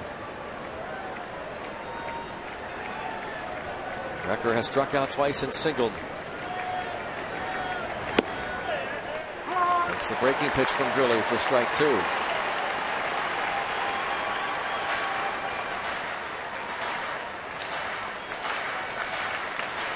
Oh, 2 on Anthony Recker. Goes back to that breaking ball. Make sure it's off the plate away.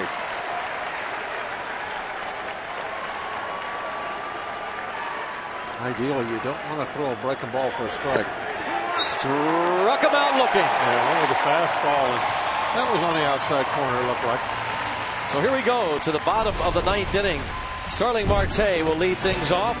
He'll be followed by Jose Tabata and then Andrew McCutchen.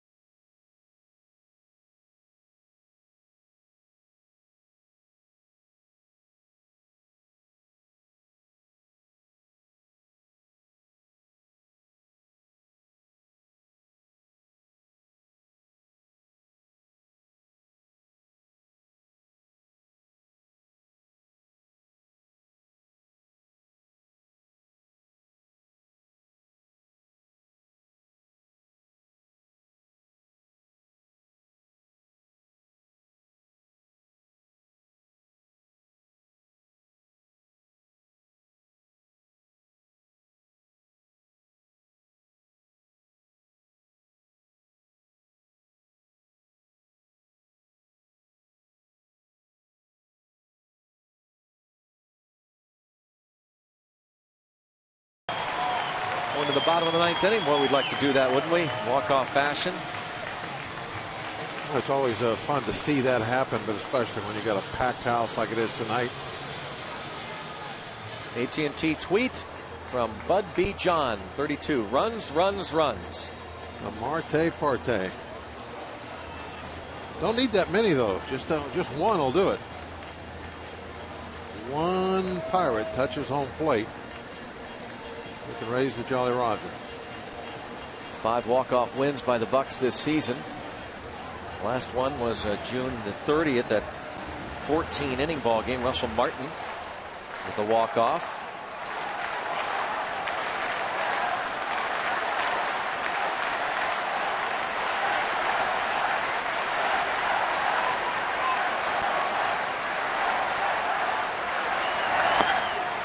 Ball 1.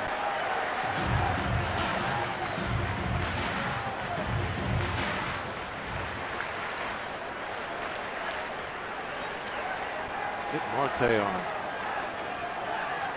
Put him at first. Ooh, almost got a piece of the jersey. Would have put him at first.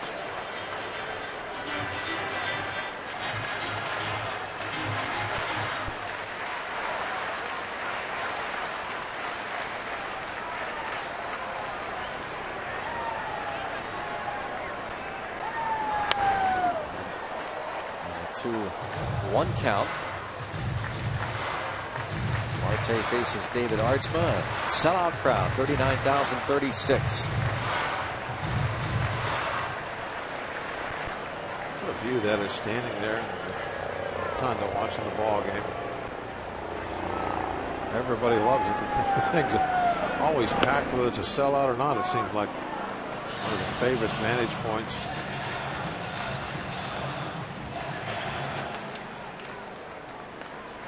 Always fans standing along the railing there.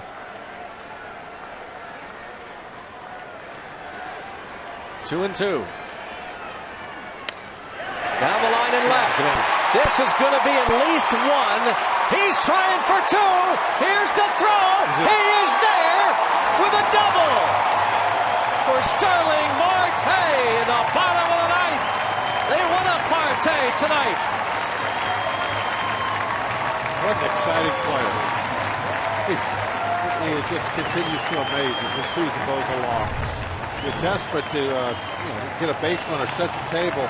Ideally, best case scenario here to get something in is a leadoff double. He comes through. 2 strikes, and he is off. Step out of the box. He knew he wanted a double, wanted to get to the bag. He always slides head first that back corner. It but puts the anchor down. He always stays on the base. A lot of guys will come off. Not Marte. Unlike Nyjer Morgan a few years ago, who had all kinds of trouble with that head first slide. Really could get the W. Tabata, they're thinking bunt. Corners are in. McCutchen on deck. It's bunted right to David Wright. And Marte moves up 90 feet. Sacrifice accomplished. Excellent bunt by Tabata. Firm right to the third baseman. That's the way you do it. Now we find out what Terry Collins decides to do. He has McCutchen, then Alvarez. There's the bunt. You might think they're going to walk 2 guys intentionally back to back here. Here comes the first intentional walk. They won't face McCutchen, and you got to believe they're not going to pitch to Alvarez either. Take their chances with Russell Martin, maybe try and get him to hit into a double play. We'll see what Terry Collins decides after they walk McCutchen intentionally.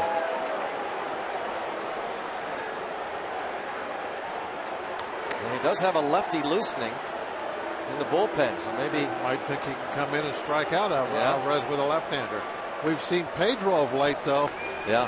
Hang in pretty good on lefties and use the opposite field. Go the other way, left center. I think Terry Collins is going to make this move. He's going to foot up on that dugout step, and here he comes. So it will be up to Alvarez to try and win the game against a left-handed pitcher.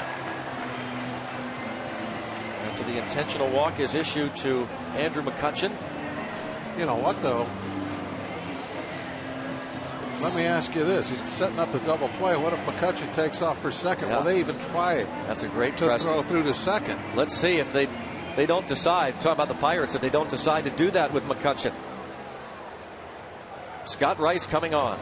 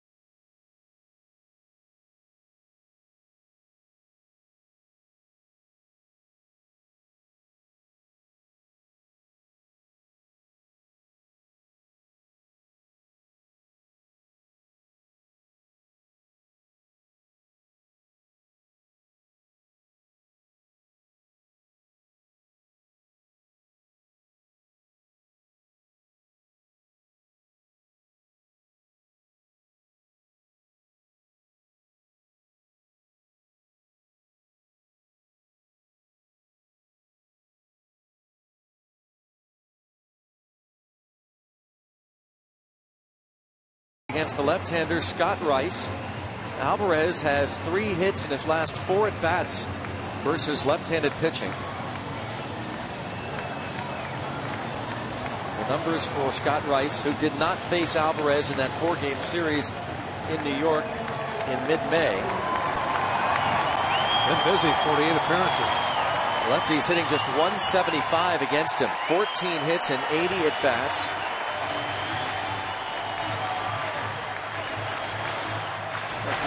Very good. If you look down at the field right now, you can see where Wright is, way off third base. I mean, Marte could get a tremendous jump on any kind of a double steal action.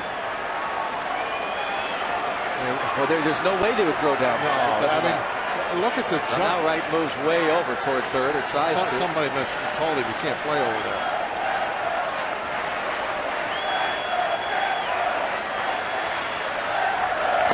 Ball 1. Let's go Pedro chance here at PNC Park.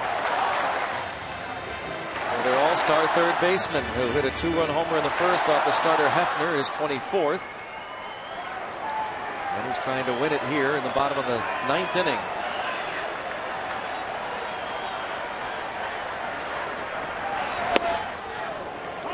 Strike right there, 1-1.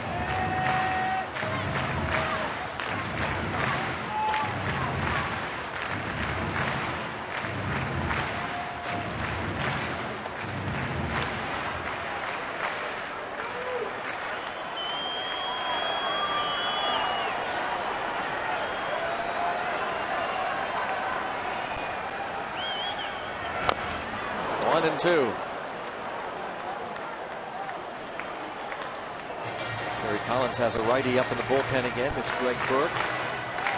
Perhaps to face Martin should Rice retire Alvarez. Jason Grilli, a scoreless top of the 9th, in line to get the W. One all-star looking at another. 1-2. Got a piece of it.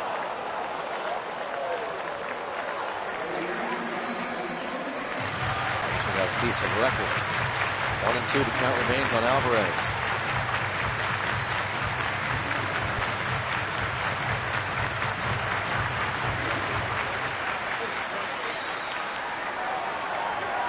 Intentional walk to McCutchen. Then let's bring in the lefty Scott Rice to try and get Pedro Alvarez.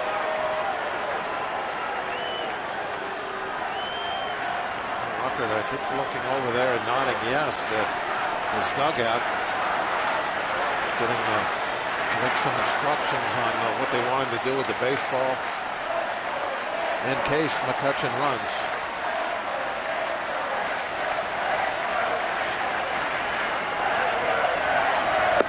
And he got him. Big strikeout for Scott Rice for the 2nd out. And here comes Terry Collins again. He does want the right-hander to face Russell Martin. Scott Rice gets the big strikeout of Alvarez. Slider just a little bit off the plate, down and away. Well pitched. Greg Burke coming on, and we'll be back. See if Russell Martin can deliver with 2 outs.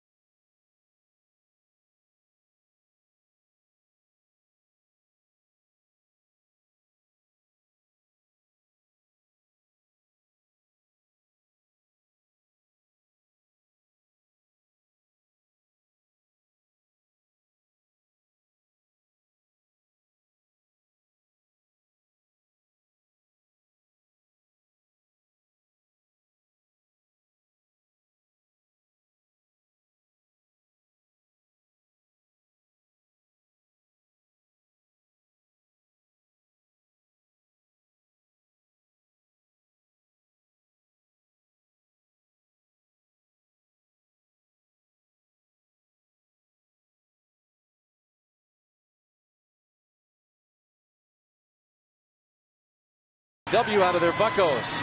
The bottom of the ninth, and now with 2 outs. Need a hero, huh? Well, he's been involved in 3 of the 5 walk-offs this year, 2 singles and an error. We're talking about Russell Martin as he faces Greg Burke. Up and down 4 times this season. Big league club and 33 hits in 25 innings.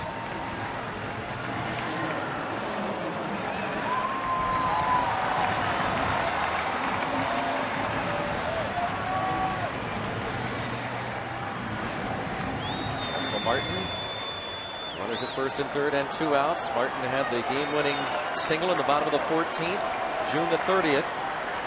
Everybody playing back, even at first base. McCutchen now will take second, uncontested.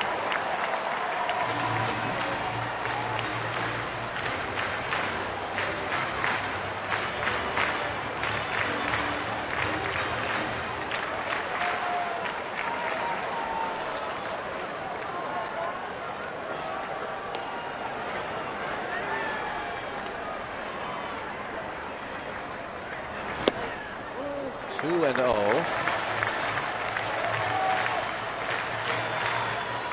We could see yet another pitching change because Terry Collins' other lefty is loosening in the bullpen with Garrett Jones on deck. You would think he wouldn't face Jones, though.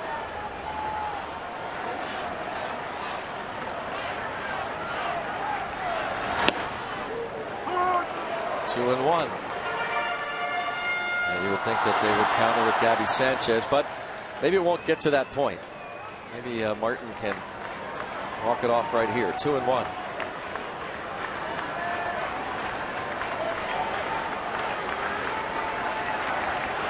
They're ready to pour over the top of that upper rail. They want to mob somebody out there. 3 and 1. Good eye laying off that one. Jones probably does not bat in this inning. 3 and 1.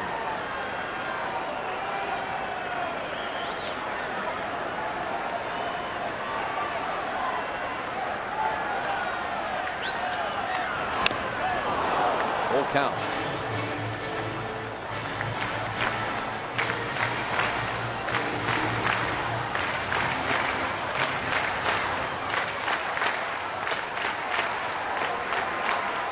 One-time Padre Greg Burke spent most of the 2009 season with San Diego.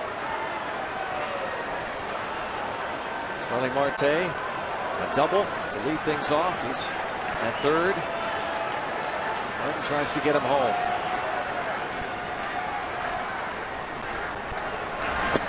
Lays off, check swing, appeal, no, and they're loaded. And here comes Terry Collins again.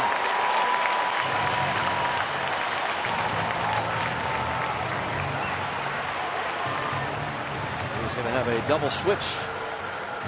In this case, he's going to go to Larry Vanover before he brings in his other lefty that he has available. Once he is announced, we can presume that Gabby Sanchez would pinch hit, but we'll see if that's what Clint Hurdle decides to do, as the Pirates have now loaded the bases with 2 outs in the bottom of the ninth. Trying to win it for the sellout.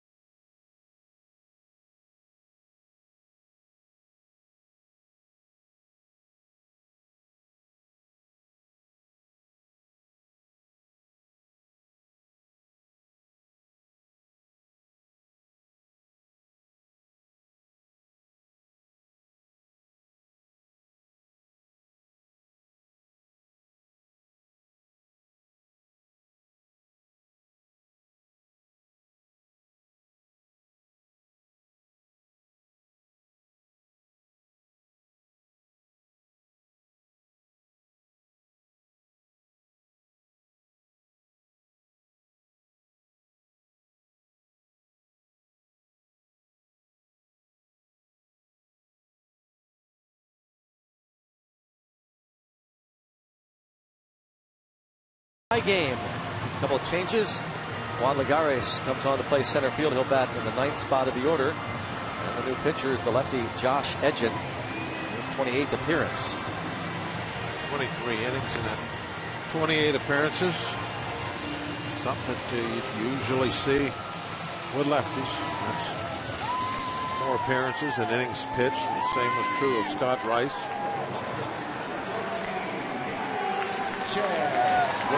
Gabby Sanchez pinch hitting. Sanchez 32 career RBIs against the Mets. That's the most for Sanchez against any club. This former Marlin, career .322 hitter against New York. He's just 2 for 16 as a pinch hitter this season. But he is batting .288 against lefties, trying to get that man home.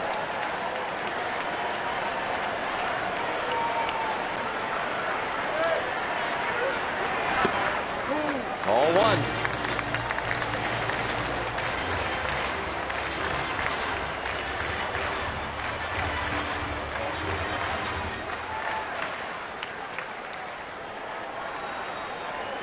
One career walk-off hit for him.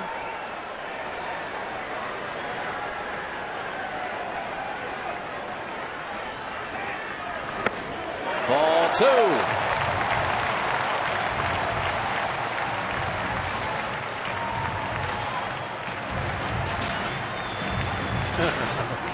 Signal. He's fired up.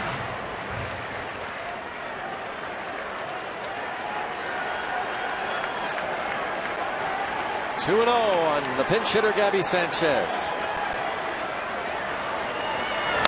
Bounce to the right side. And we are going extra innings. Here in Pittsburgh, it's on to the 10th. A 2-2 game.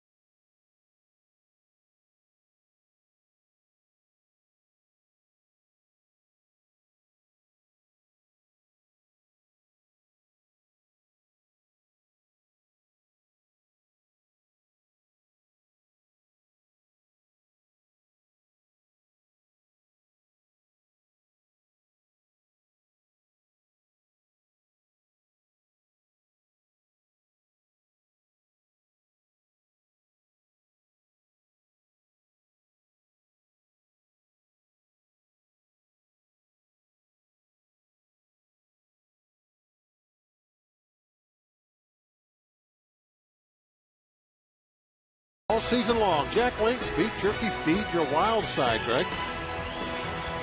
How wild are you feeling right now? What are you doing reading that promo? You're not a promo reader. I am an extra inning, so it's in my contract. You know that. I did know that. Well, Gabby Sanchez stays in the game to play first. And the new pitcher, Tony Watson. Pirates, see Tony's numbers. Pirates have just an absolute golden opportunity with that leadoff double. And Marte, all his speed, could not turn it into just a one run. Marte just run in, touch the plate. Bucks are 6-5 in extra innings this season. The Mets are 5-6. Over an 8-game stretch from July the 1st through July the 8th, they played 3 extra inning games. 13 innings on July the 1st, 15 innings July the 4th, and 16 innings in San Francisco. And that game was on Monday. Road-weary New York Mets. Trip that started in Milwaukee. And they won 2 of 3 against the Brewers and then swept the Giants in San Francisco. Off day for them yesterday. 1-1 on Quintanilla. He's 0 for 3.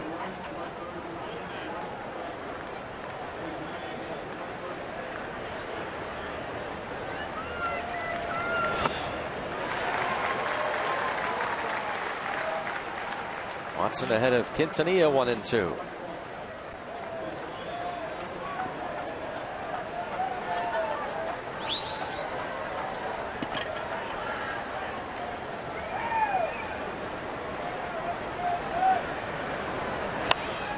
Popped out of play. The Pirates last played an extra inning game on Sunday against the Cubs. They lost in 11 innings, 4-3 at Wrigley.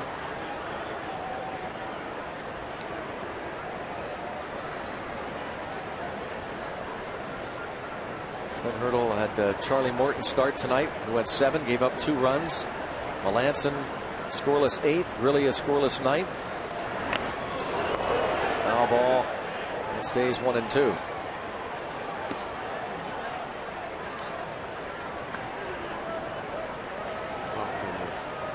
Knob of the bat, I'm assuming. Certainly hit something.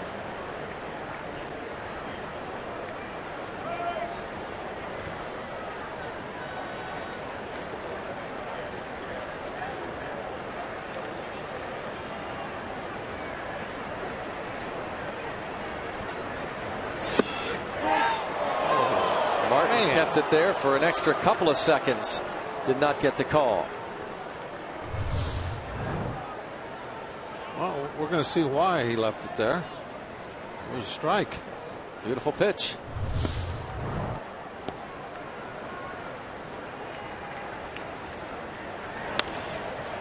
And to right. 1 out.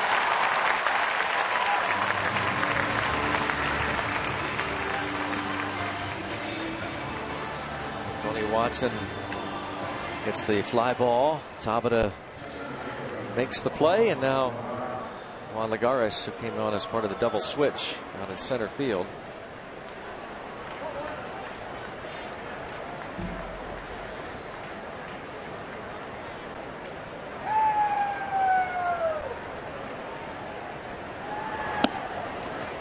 Strike 1.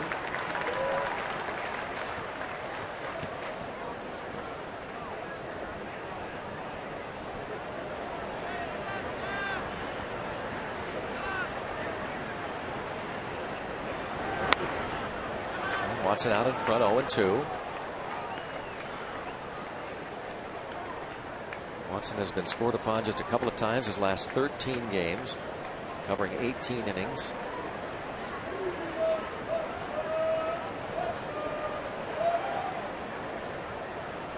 Opponents hitting under 200 against him. 95, 1-2. That's his strength. That's his bread and butter pitch when he goes inside to those right-handers with the fastball. This time he's going away. Trying to. Reaching out, and that's going to be a base hit. 2-strike single to right for Lagares.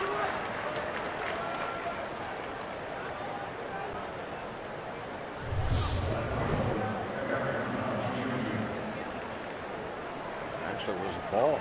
Look at that. About shin high.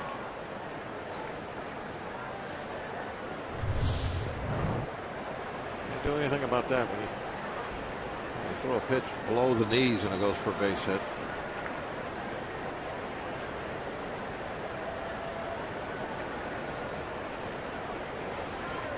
Here's Eric Young. You know about right-handed. He's been much better this season as a right-handed hitter. Well, he was 2 for 3 against the right-handed starter Morton. Struck out against Melanson in the 8th.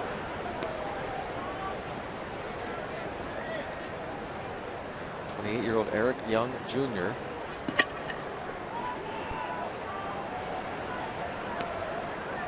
designated for assignment by the Rockies and picked up by the Mets.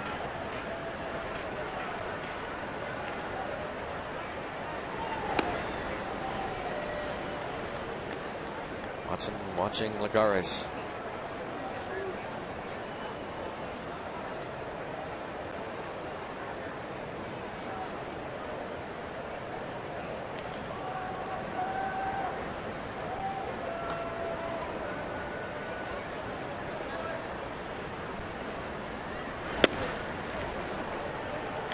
Popped the glove then. The firecracker went off.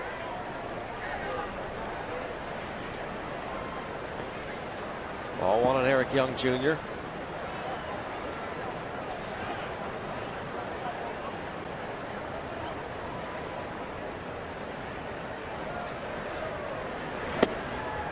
And Watson falls behind 2-0. Drafted by the Rockies. Spent parts of 5 seasons in the big leagues with Colorado. And he has been a spark plug for the Mets since arriving. He's got 2 hits tonight with a run scored. And now Watson falls behind 3 balls, no strikes. Pitchers, for the most part, have been throwing a lot of strikes tonight, both clubs. One of the reasons why there's been so little offense.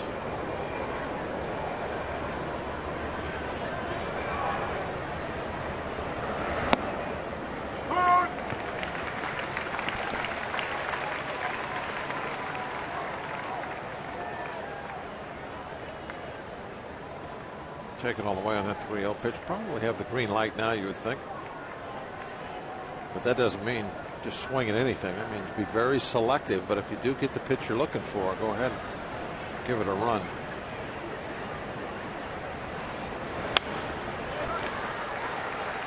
Can't believe that was what he was looking for. Was he looking for a pitch outside? Hard to believe. That was right out there where the first 3 were that he took. Really, you can see where the first 3 were, and then that's he took those, but then he got 3-1. He got the green light, and he just didn't have the the patience. A good veteran hitter takes ball 4 there. He took the first 3. Why wouldn't he take 4th? Now he taps one toward second. They get 1 as Tony Watson decided not to grab it, or not to attempt to. Yeah, it's going right to second base. Just let it go. It's like Barmas and Mercer talking over if they could have done anything different as far as getting to the ball a little quicker.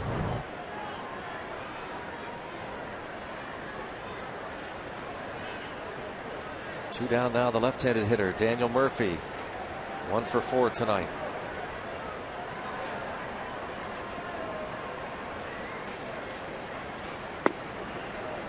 Ball 1.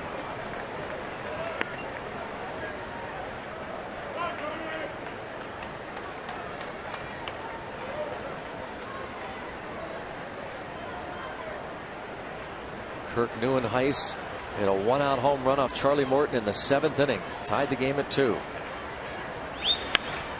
Down the line and left. Foul. That one could have been a problem. If that gets down by the foul pole, you don't know what kind of crazy hop you might get off that angled wall. Can do different things. We've seen that. If Marte would have struggled with it, it could have been a run.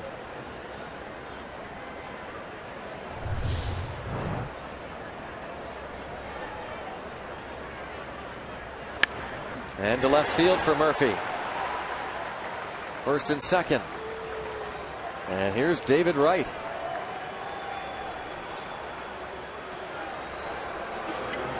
Wright has a couple of hits tonight, an RBI single. This crowd will not be happy if he does anything here. Wright is hitting .319 with men in scoring position this season. Big time challenge here for Tony Watson.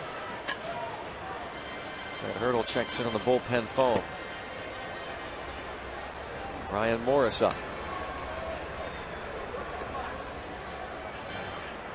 It's going to go to Morris.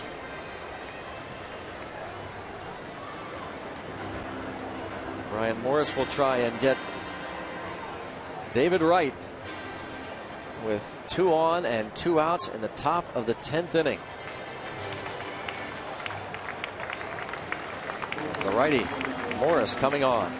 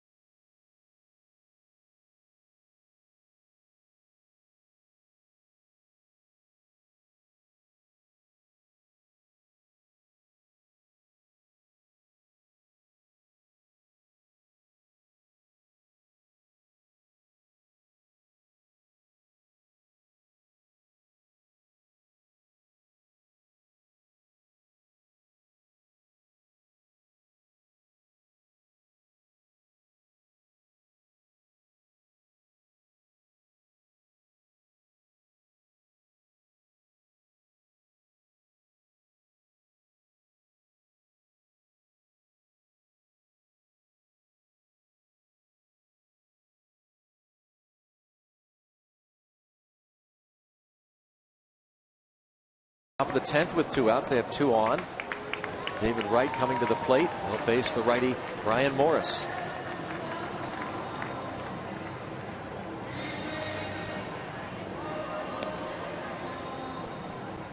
Brian's numbers on this season. This will be 27th appearance for Brian. Many times he's had to go more than an inning. He's close to 40 innings. That's 26 games. Got to get one hitter, and 76% of the time he's got the first one he's faced. That's the important one right now, right in front of him. Tony Watson back in the dugout after giving up a couple of hits. David Wright facing Brian Morris. That's captain. Now with a 12-game hitting streak, 44 RBIs on the year.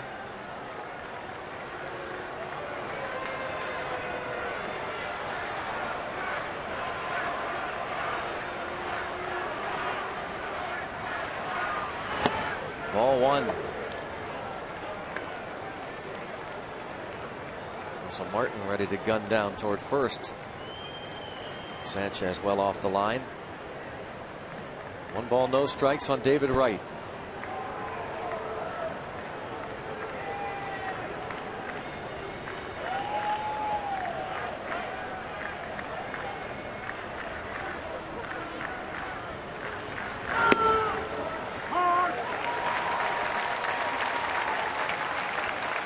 One and one. You got to be very careful. Everything he throws, he needs to stay at the edge of the strike zone. Doesn't matter now as far as if you walk anybody. Has that base open, even though it's third base. You can afford to be very careful. Check swing, appeal. Yes, says the first base umpire Brian Gorman. David Wright not happy with that one. 1 and 2.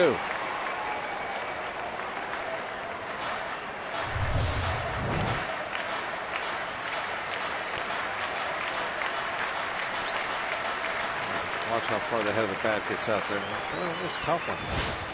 I don't know, Greg. But I like it anyway. 1 ball, 2 strikes. 2 and 2. The block by Martin. Up there and swallowed that one up. So Young remains at second. That was Wright really overthrowing that breaking pitch. Tried to throw it too hard.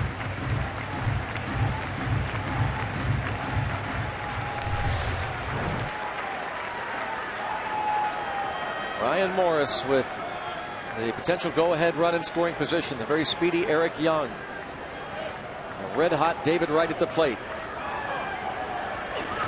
Look out. 3-2.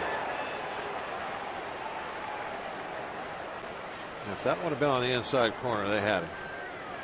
That was an excellent pitch after all those breaking balls. Just got a little too far inside. And he did his best to put something on that one. Add some velocity to it. Young and Murphy will take off on this pitch to David Wright.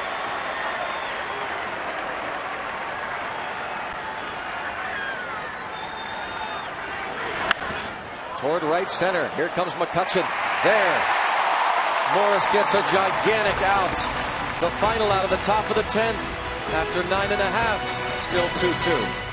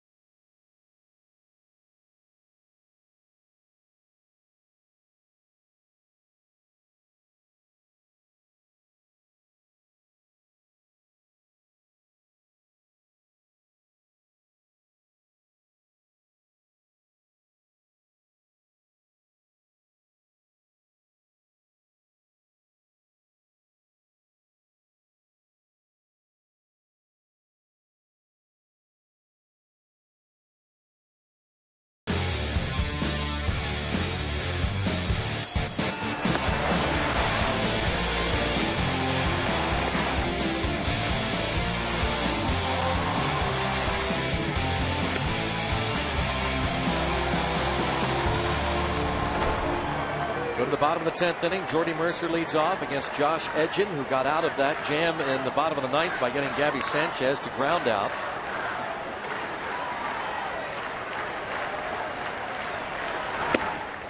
And Mercer takes ball one. He's 0 for 3. Hefner, Artsma, Rice, Burke, and Edgin for the Mets, who've won 4 in a row coming into this game.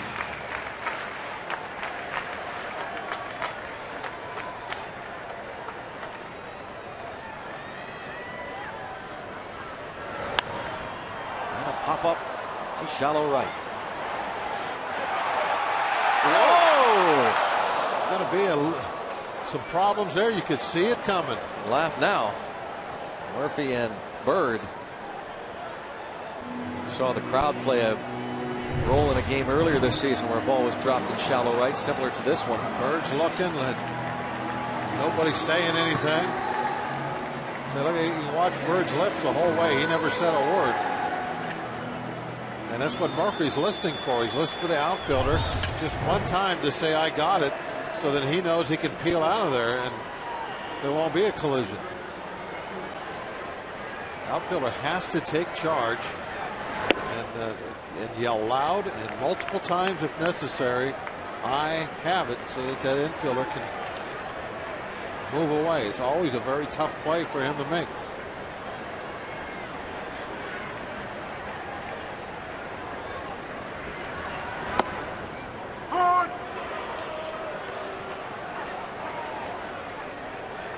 ball, 1 strike.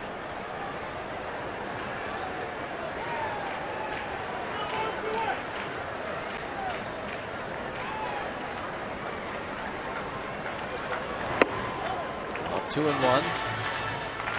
Barmes 0 for 3.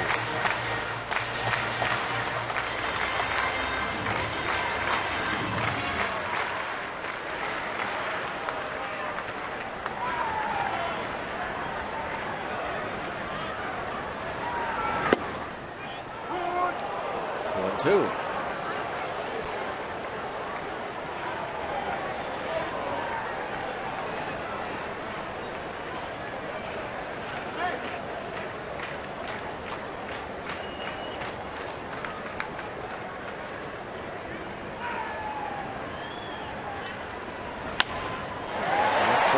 Center, Bird coming on, and he'll have to play it on the hop. So Barmes is aboard with 1 out.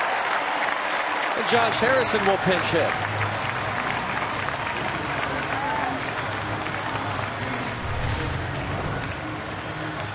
Barmes getting just enough of this ball on the outside part of the plate. Just enough so that it wouldn't carry. That's the key there, is you want it to get down in a hurry.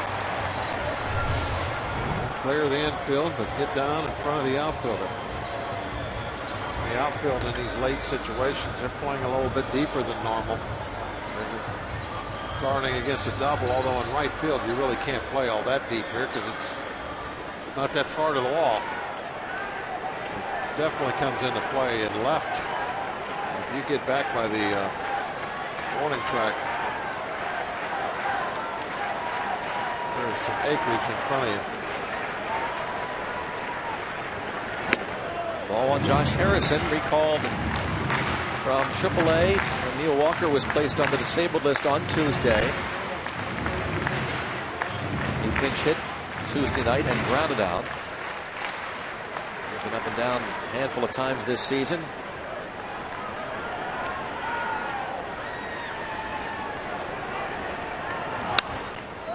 On a play.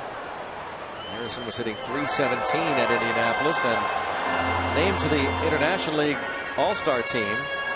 Led the Indianapolis Indians with 29 doubles at the time of his recall. Mother's Day walk-off last year against Houston.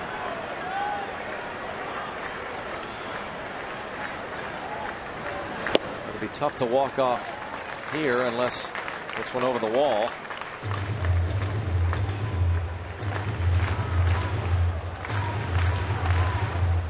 Trying to get on board. Moving along with Marte on deck.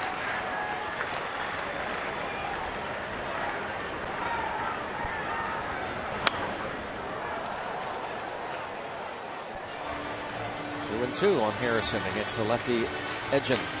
Edgin really staying on the outside edge.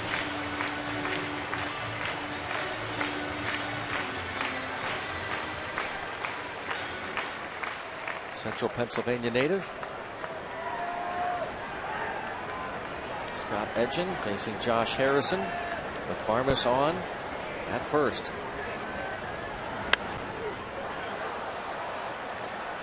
Showing some pretty good control. He was away up to the first part of this at bat, and then the pitch called inside for the first time, and boom, put it right in there on the hands.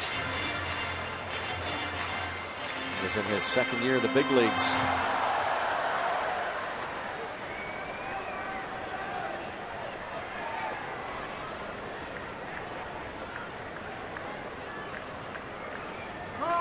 Time was called. Just as Edgin was about ready to deliver the pitch.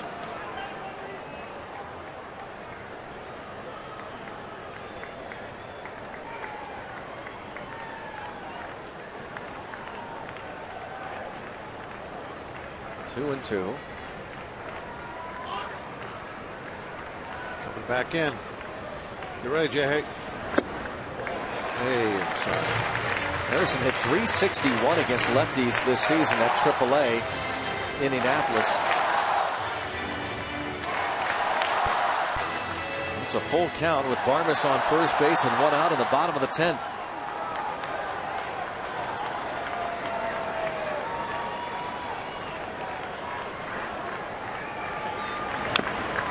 Stays 3-2, and that'll hurt.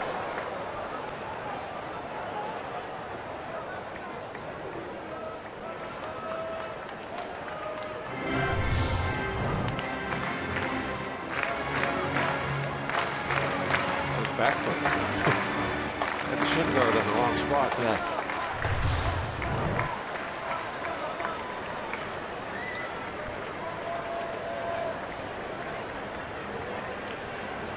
Full count. He didn't have to run right now anyway. I was going to do his hit. As long as he can make it all at first. Another foul.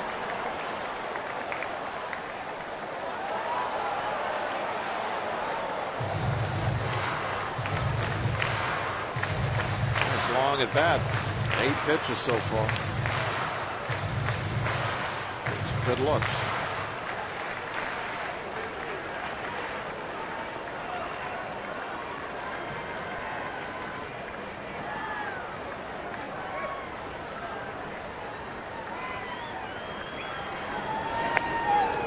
And not to forget Barmes at first. That's kind of what that was. That was a little reminder that, hey, I know you're over there.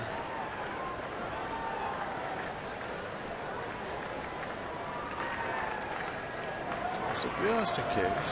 This might have been 1-1-3-2 pitch. And he's going, and is chopped towards short, so they won't have a play there. And that is the second out.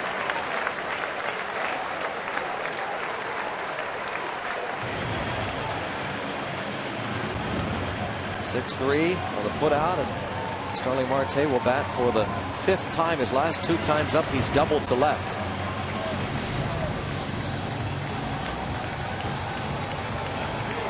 Starling Marte.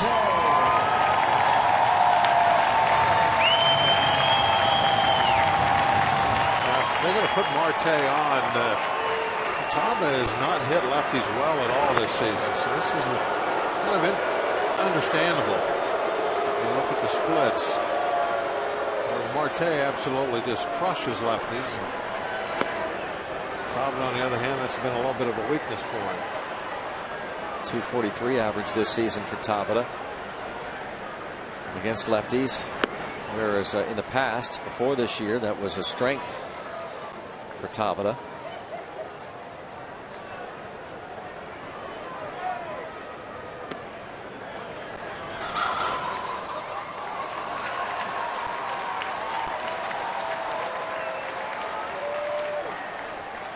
Here comes Dan Warthen. Talk things over here with his second-year pitcher.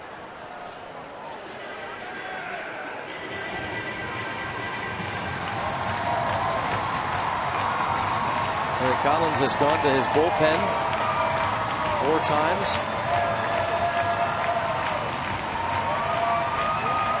Used 4 different relievers in the 9th inning. Well, he's got a right-hander ready for McCutchen if it comes to that. So a little bit unusual then, huh? That he would stick, as you said, with the lefty because of those numbers with Tabata. And Tabata's brought that up a little bit too of late. I looked at those splits, I guess a couple of weeks ago. He was hitting below 200 versus left-hand pitching. But this is a little bit against the book, but because of those numbers Bob talked about, those splits, Terry Collins stays with the lefty. It's as much to do with, oh, I see what you're saying. But walking Marte, if he's going to stay with the lefty, then that was kind of a no-brainer. Marte hits lefties pretty darn good. Ball 1. I think that Terry also is maybe taking the long view here, thinking, well, this game might go a while. I'd like to keep this guy. I don't want to burn through all of my bullpen right away. Well, if anybody knows about long extra innings, it's Terry Collins. And it's 2 balls and no strikes. But if he loses Tabata to a base on balls, then I would think that would have to force his hand, wouldn't you think? I would think so, yeah. Otherwise, why ever even warm up a right-hander if you're not going to use him for that guy? 2-0 on Tabata. And now it's 3-0. There are 2 outs, so a base hit You think, well, I'm going to score the run. Not necessarily. Barmes does not run all that well, and the outfield shallow enough that there would be a play at the plate, you would think. But it may come to McCutchen. It's 3-0 on Tabata.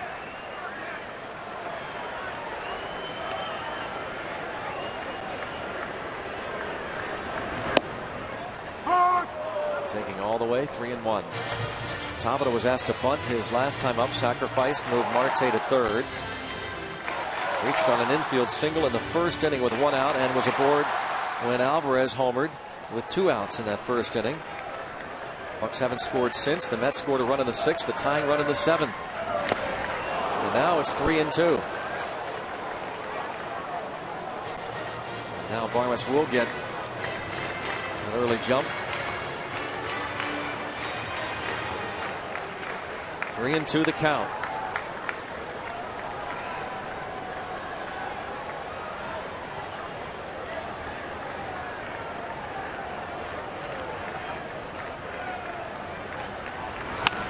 Bounce towards short. Quintanilla on to first, and we will head to the 11th inning. Still knotted up at 2.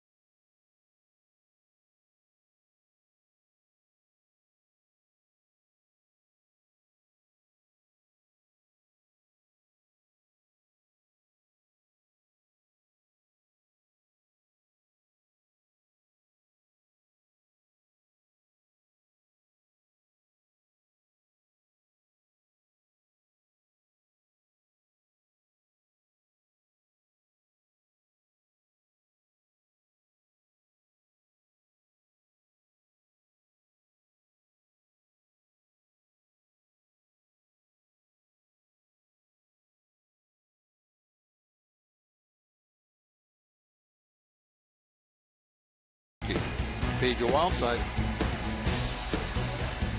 I noticed Bob's different inflection there, the second read. For luck. It's all it is for luck. For luck? Yeah.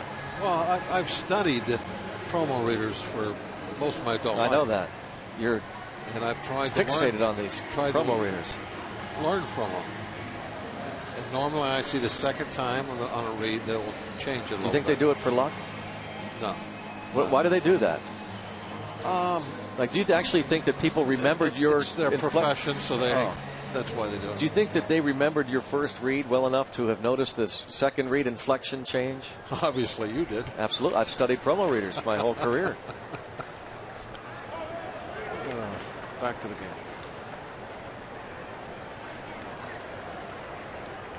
Vin Mazzaro delivers a strike to Ike Davis, who bats here to lead off the 11th. And Mazzaro follows Brian Morris, who got the last out in the 10th. It's Davis, then Bird, and then the pitcher, Edgin, due up here in the 11th.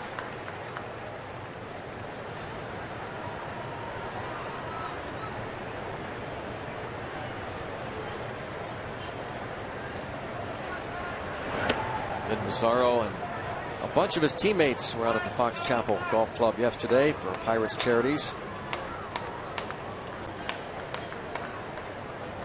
Glenn Hurdle was certainly there with his dad, big contributor, the folks at AGH, title sponsor of the event. And Jay Burnett dropped by the golf course.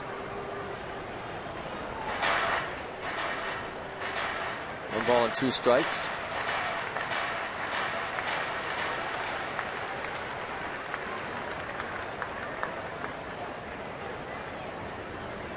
One and 2. 2 balls, 2 strikes.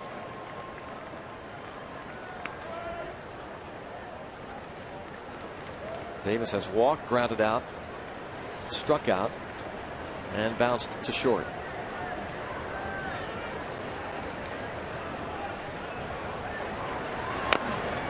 Stays 2 and 2.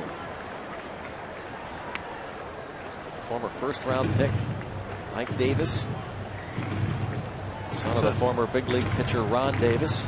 A dangerous type hitter. You know that the batting average is not where he would, I'm sure, like it, but he has that power, and you got to be very careful with it. Probably because he's a son of a pitcher that you can't get the batting average up there. That's right. That's right. Former Yankee, Twin, Cub, and Giant. Late 70s into the 80s. And he goes down swinging. Lazaro. You gotta hold your breath sometimes with power guys in these extra inning ball games. Left the strike zone.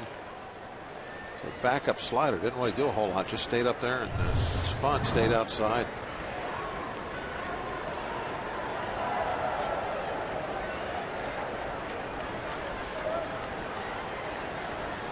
When there's a power hitter up there, it doesn't matter really what the batting average is. When it's extra innings, tie game, you know that they have that ability, one swing, and they can put you up or in the game. Take a little bit of a sigh of relief when you get by one of those type guys like Ike Davis. And here's their home run leader, Marlon Byrd. 2-0. 35-year-old veteran.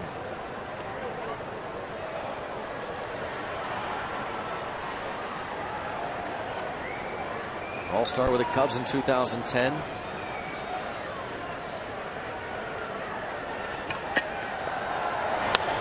To right, there's Tabata. And maybe fighting the lights there. Yep, definitely was.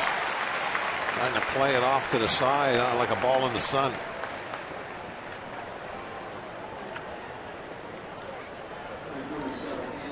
Tabata able to fight those lights as we take a look at the bullpen. Just one pitcher left for the Bucks now. Jeanmar Gomez also available, but Justin Wilson as well, those two. And for the Mets, we have Germán Gonzalez with Andrew Brown pinch hitting for Josh Edgin.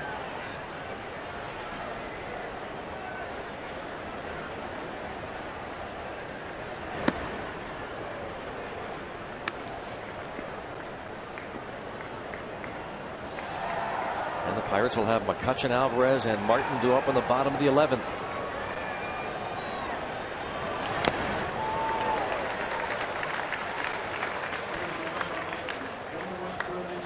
Andrew Brown had a 2-run 13th inning single to win the ball game for the Mets on the 1st of this month. And a strike. 95. Pretty good velocity from Lazaro. Popped that fastball in there.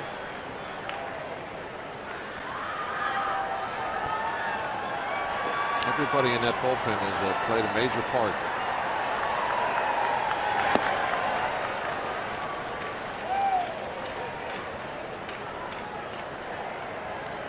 Two and two. Justin Wilson, Jeanmar Gomez. Lone pitchers available. Lefty righty. 2-2. And Vin Mazzaro strikes out a couple. That's just the second time tonight that the Mets have been retired in order, and the first time since the 3rd inning. So, All-Star Andrew McCutchen will lead off the bottom of the 11th inning for the Buccos.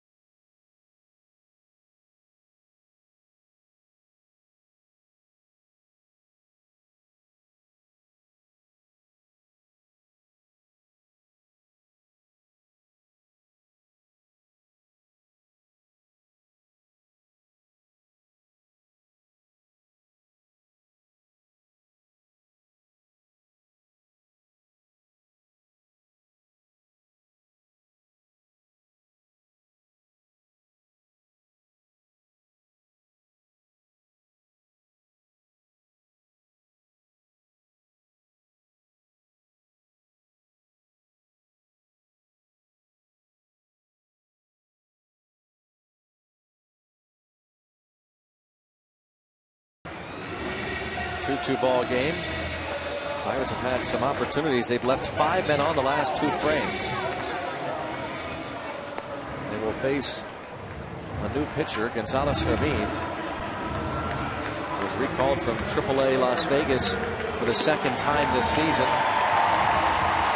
a few days ago.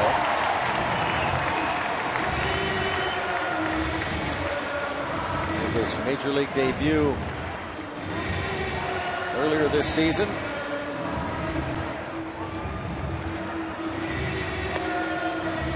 Gonzalez Hermín making his major league debut from the Dominican Republic. He was with the Mets July 2nd through the 5th. And this is his 2nd recall, but his first opportunity to pitch in the big leagues, a non-drafted free agent 6 years ago by the Mets. So McCutchen, Alvarez, and Martin will face the rookie. Tie game into the bottom of the 11th inning. McCutchen 0 for 3. Last time up was walked intentionally. Middle of the lineup. Young pitcher making his debut. A lot of things going in the Pirates' favor this inning.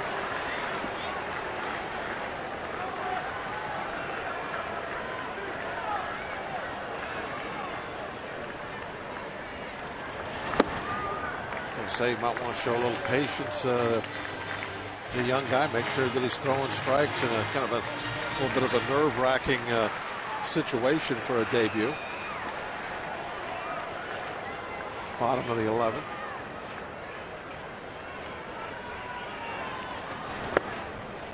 Could possibly help us out maybe with a walk or two. He only had 11 walks and 51 strikeouts at the AAA, but his ERA with the Las Vegas 51s was .552. 27 runs given up in 44 innings. 2-1. Andrew McCutchen had a walk-off home run in the 12th inning on May the 14th. Mike Fiers on the Milwaukee Brewers. Bottom of the 12th inning, leading off that frame against Mike Fiers. 4-3 Bucco victory. Leads off the bottom of the 11th here.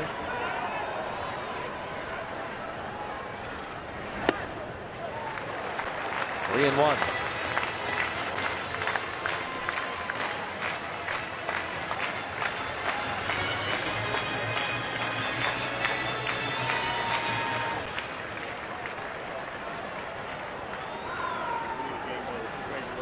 Three and one the count.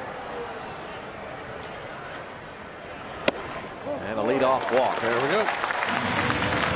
What we're looking for. Like you said, Bob, different circumstance altogether for this 25-year-old from the Dominican to be in the big leagues for the first time. Several years in the minors. They're trying to settle him down right now. David Wright. You'd be nervous if you were starting, or if you came to a ball game where there's a 5 or 6 run deficit one way or another. You'd be nervous for that. But coming in with the score tied in the 11th, puts in a little extra pressure, something to think about. Edgar Alvarez, a 2-run first inning home run. And here he is again. He struck out against the lefty Scott Rice in the ninth. I'm paying attention now to Andrew McCutchen.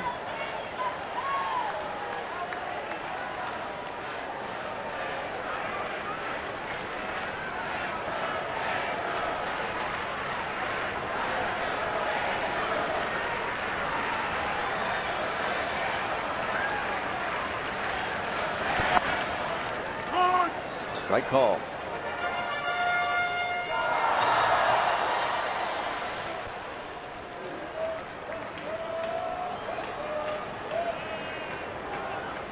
Going to the All-Star game for the first time in his career. And yesterday added to the home run derby list.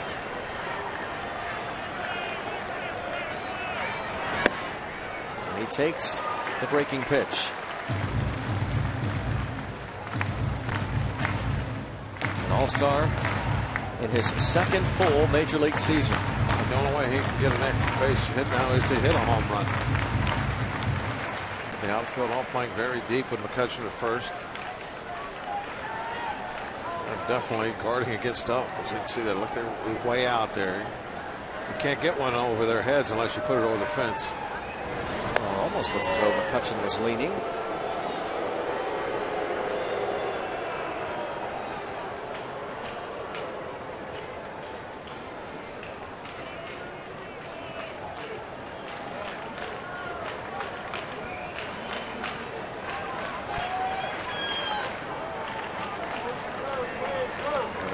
Gave up 7 home runs in 44 innings in the minors this season. And a strike. Alvarez asking, sure that wasn't high? Vanover shaking his head. And now nodding.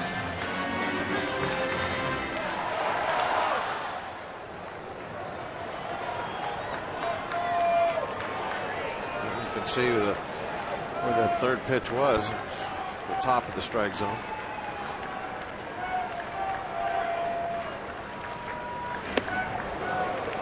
Three way inside, 2 balls, 2 strikes. Gilroy threw that fastball open. Yeah. He just reared back and is just trying to throw as hard as he could.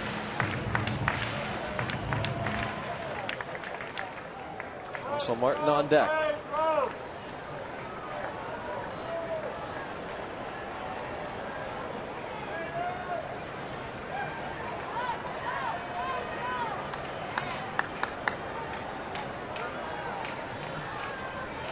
There goes McCutchen. Swing and a miss. Throw down, not going to be close. So Alvarez strikes out as McCutchen steals second. And for McCutchen, that's his 19th stolen base. He didn't hurt himself, did he? Something wrong with his left hand.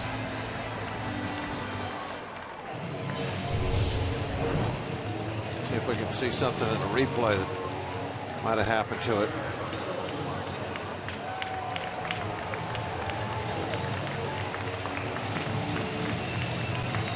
Ouch. Ouch. Right. That's just cleats. We'll keep our fingers crossed that nothing really badly happened. Just a little sore.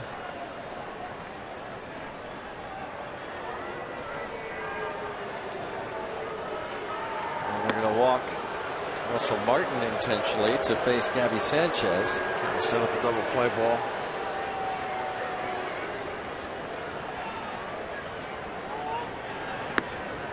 The strategy of the intentional walk worked in the 9th.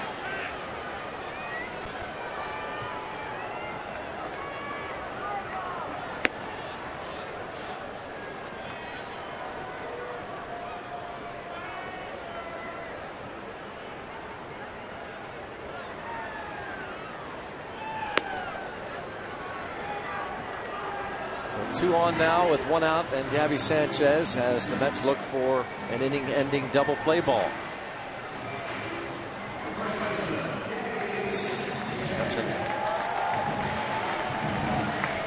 After the walk, steals second, following the Alvarez strikeout.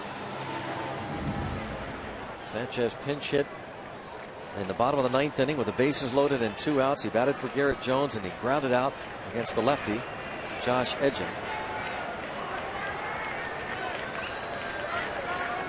And now he's facing the rookie Gonzalez Herman as McCutchen dances off the bag.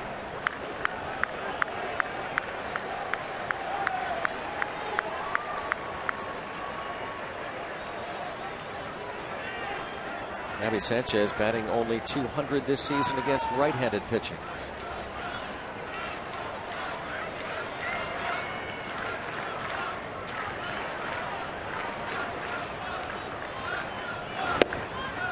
Takes a ball.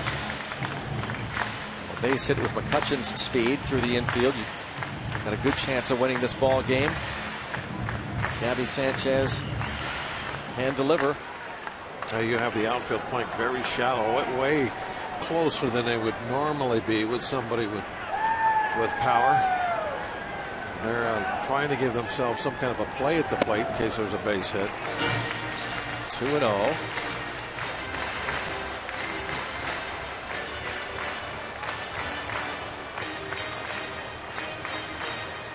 Which gives Gabby an advantage that if he does hit something fairly deep, they probably won't be able to get back in time to make a catch on it. As long as it's not way high, especially in center field.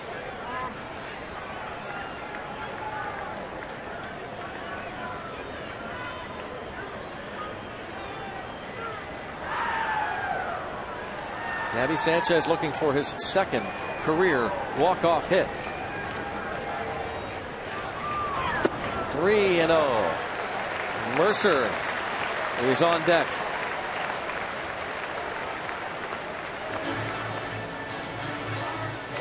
Bucks and Mets in extra innings. Pirates didn't play an extra inning game in their first 38 contests this year. Now playing extra frames for the 12th time in their last 53 games. That's the man Sanchez is trying to bring home.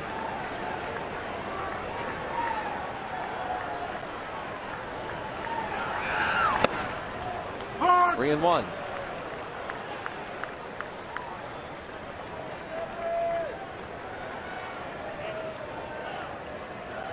See Gabby get another one right there, that same spot.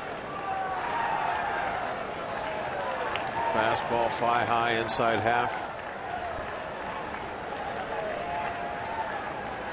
3-1. He takes a strike and now the count is full.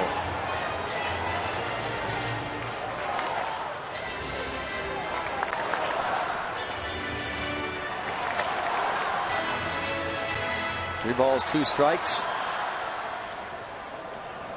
The man making his major league debut and trying to work his way out of this jam he's created.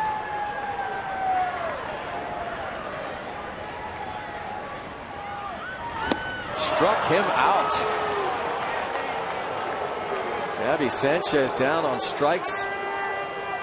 2 away. Straight change. Looked like it broke. I think the last two pitches look like straight changes. Not breaking, but they're about maybe 8 mile an hour slower than the fastball.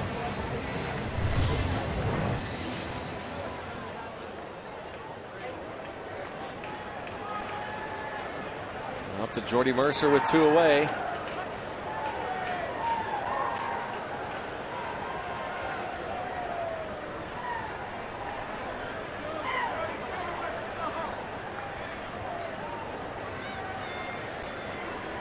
Barrett hoping that Jordy Mercer can deliver. Mercer is 0 for 4. Just a little scratch single.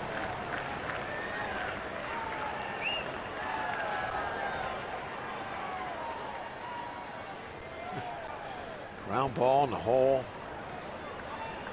blooper, anything. A strike.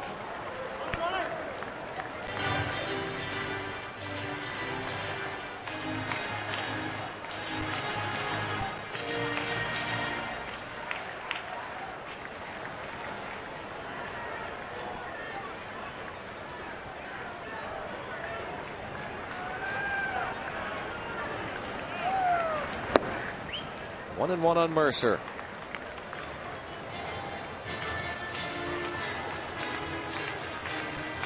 Mercer has bounced to short, lined out to first. He's flied to center and popped to shallow right.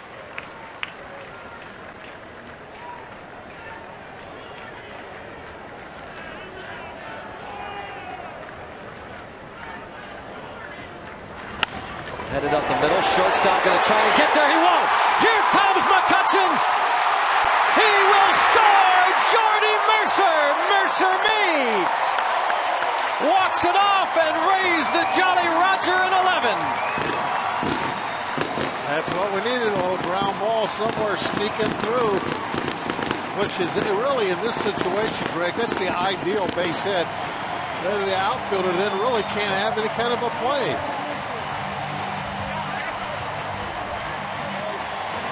Jordy Mercer picks up his first career walk-off hit. The big crowd, really the first time they've had a chance to really start screaming since that Alvarez home run. The ball's almost just rolling. It's not even bouncing as it gets to the outfield grass. Like I said, though, that is a great hit to knock in that run. There's no way any outfielder is going to throw out McCutchen when he has to come that far to get the baseball. Look at Jordy Mercer's reaction. There it is. Well, he played a nice game, too.